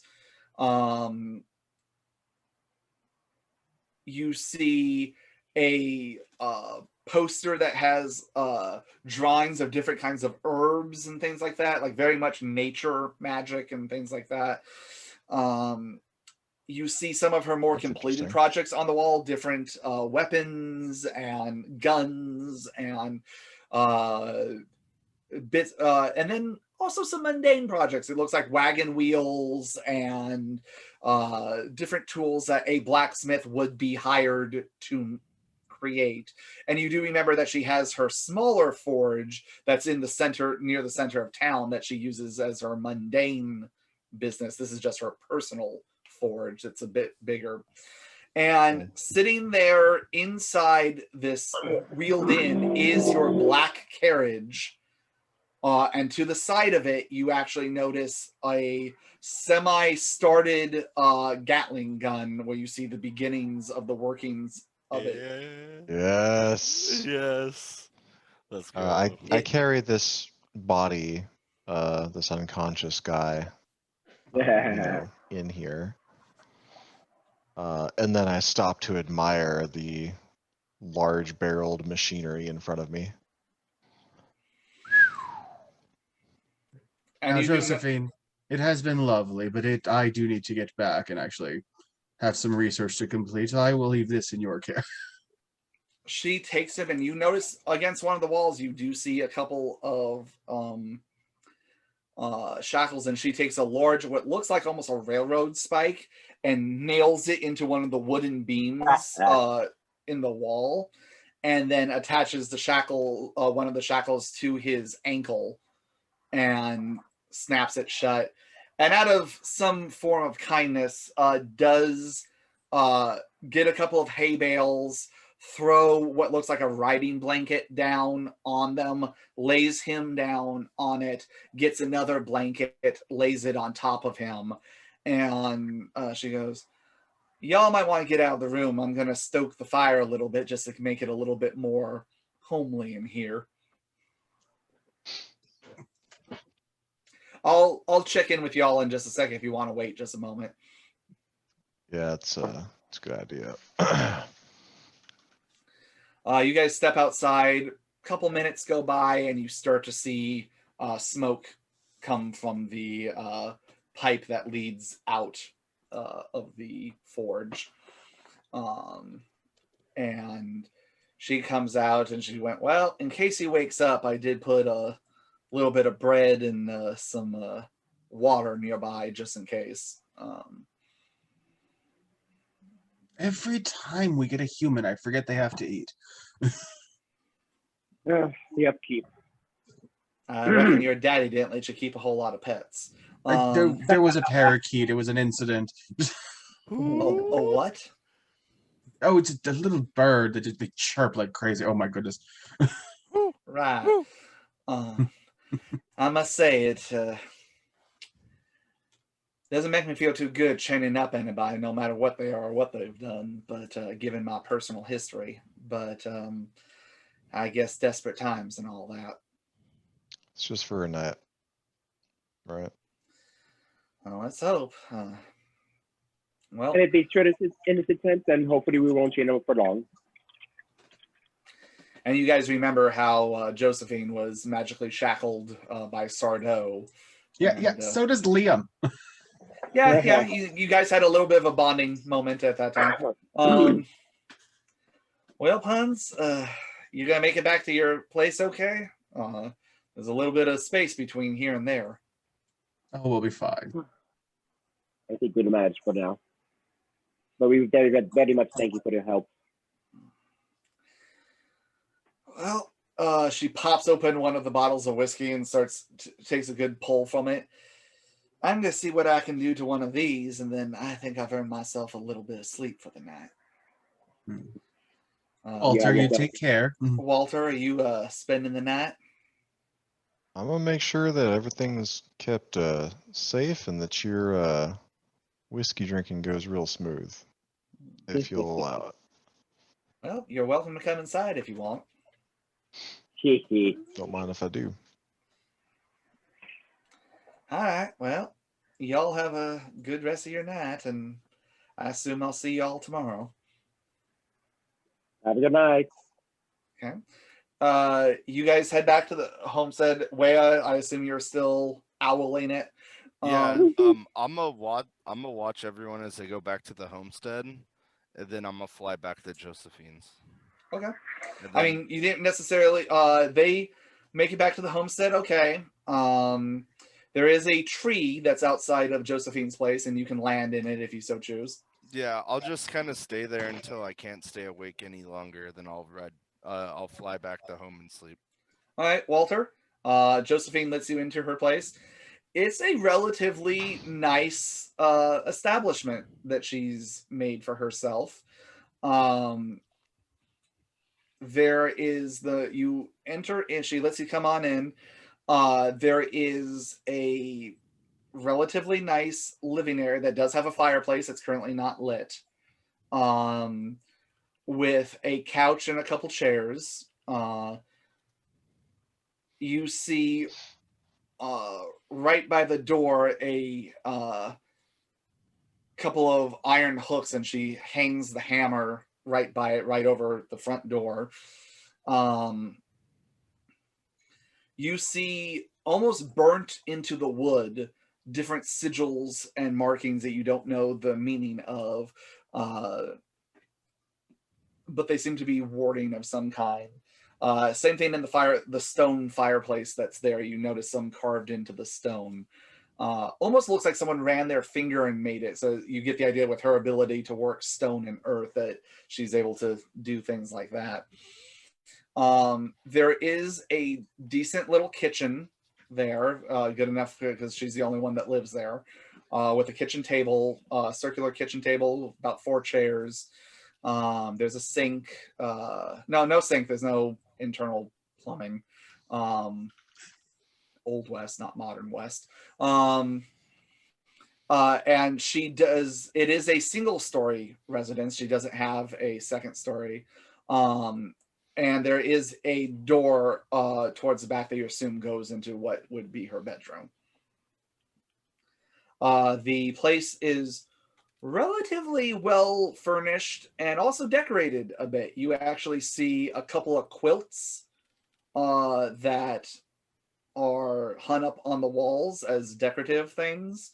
You see figures of what are other, you get maybe her family, given the color fabric used and everything else. You see a couple of pelts on the wall. Maybe she's been doing some hunting or at least some trading, hard to tell. And there is, right by the fireplace, a cowhide on the ground. And over the fireplace, there is some longhorn horns coming off the wall that's where the fireplace is. Wow. Yeah, Walter's gonna crack a smile, taking it all in. Like, you never paid me for being into quilting, Josephine. I wasn't, Shug. My grandmother was, and when Sardo took me, I had one and only one chest to my name, and inside, among a couple other things, a couple of my grandmother's quilts were part of the collection. Oh wow, well they're beautiful, you know. You know, we said we were gonna help you if you needed any to try and find your family again. I know that's gonna be off in the future, but I aim to hold to that, you know, when we can. I appreciate that, Walter. I really do. I forget her.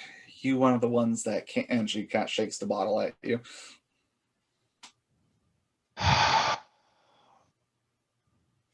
Unfortunately, the only way I can taste that sweet nectar of the gods right there is through a person's bloodstream. So only Not on sure special I'm quite up for occasions. that, but I got an idea. And she sits there and she pours herself a glass, downs it, and she walks up and just gets her face like this far away from you and blows it. And you do smell a combination of whiskey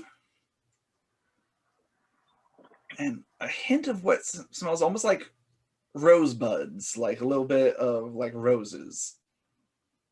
It's a sweet smell. In the time that I've entered here, like, Walter's been pretty dirty, right? He would have at least wiped his shoes, and he would have taken off his duster and hat. Oh yeah, there's a couple of We're- hooks by the wall that you can hang your hat and your duster. This is about as clean as Walter can be. Yeah. Given the circumstances. Yep. You're being mildly gentlemanly at the moment. But Walter's gonna kind of lean his head down into this too, and I forget how tall you said Josephine is, but I assume she's not 6'3" or whatever. So he's gonna kind of. Nope, she's 6'1". Excellent. Yeah, Walter's gonna kind of lean his forehead to hers as she does this a little bit, and kind of size up her feeling, her vibe, and if he doesn't see anything wrong with it, he's gonna go in for the kiss. Yeah, buddy. Woo! Get it. Go ahead and roll for dodge. No. Dodge go tongue? No, I just take the hit. Oh wait. Go ahead and roll charisma plus expression. Man, if this turns out like that innkeeper. Oh man. What did you say about my mama? That'd be so unfortunate. Oh, we're gonna put a willpower into this. We're feeling very willful about it. Yeah. Now Right I as will the count my dice roll. hit the ground, dude. Now I will count my You roll. got so close. You guys don't I see had to think Walter about again, that. but Josephine walks in the next day and she's got a couple of testicles hanging down a necklace around. Like, Oh my god. Hey, we got 3 on that with that willpower. There you go. okay, let's see how she does. Dice roll for feelings.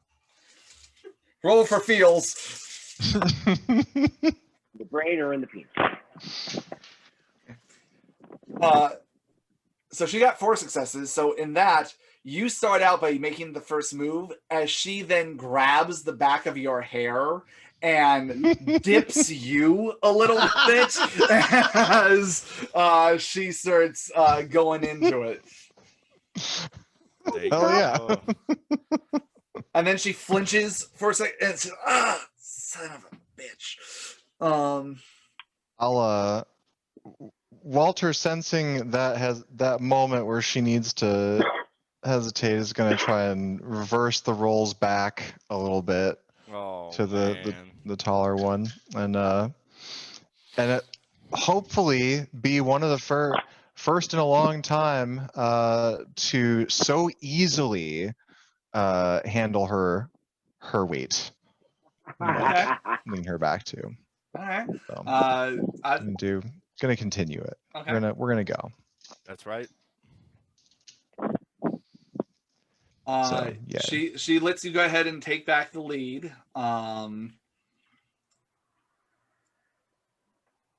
And how far are you planning on trying to take this tonight?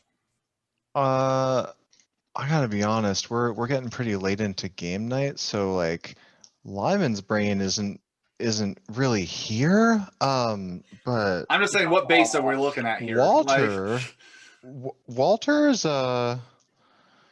knows what he likes, and he doesn't just beat around the bush when he's in front of it, so to speak.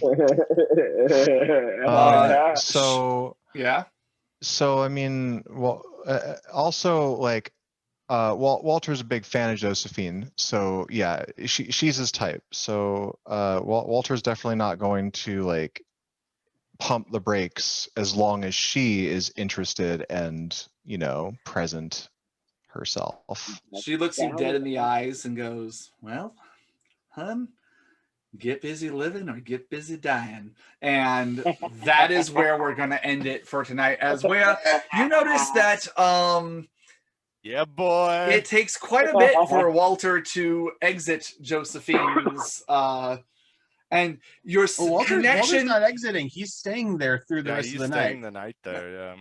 Yeah.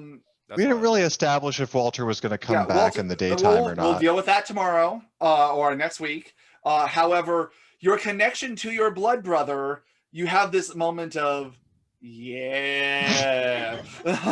Party by proxy. I hoot loudly. Certain enthusiasm. Victory hoots. I am fit. Victory hoots. Yeah. Hoot. That's right. And that, in that show of owl manliness, is where we're going to fade to black and end it for tonight's episode. But you gotta roll a d10 for size.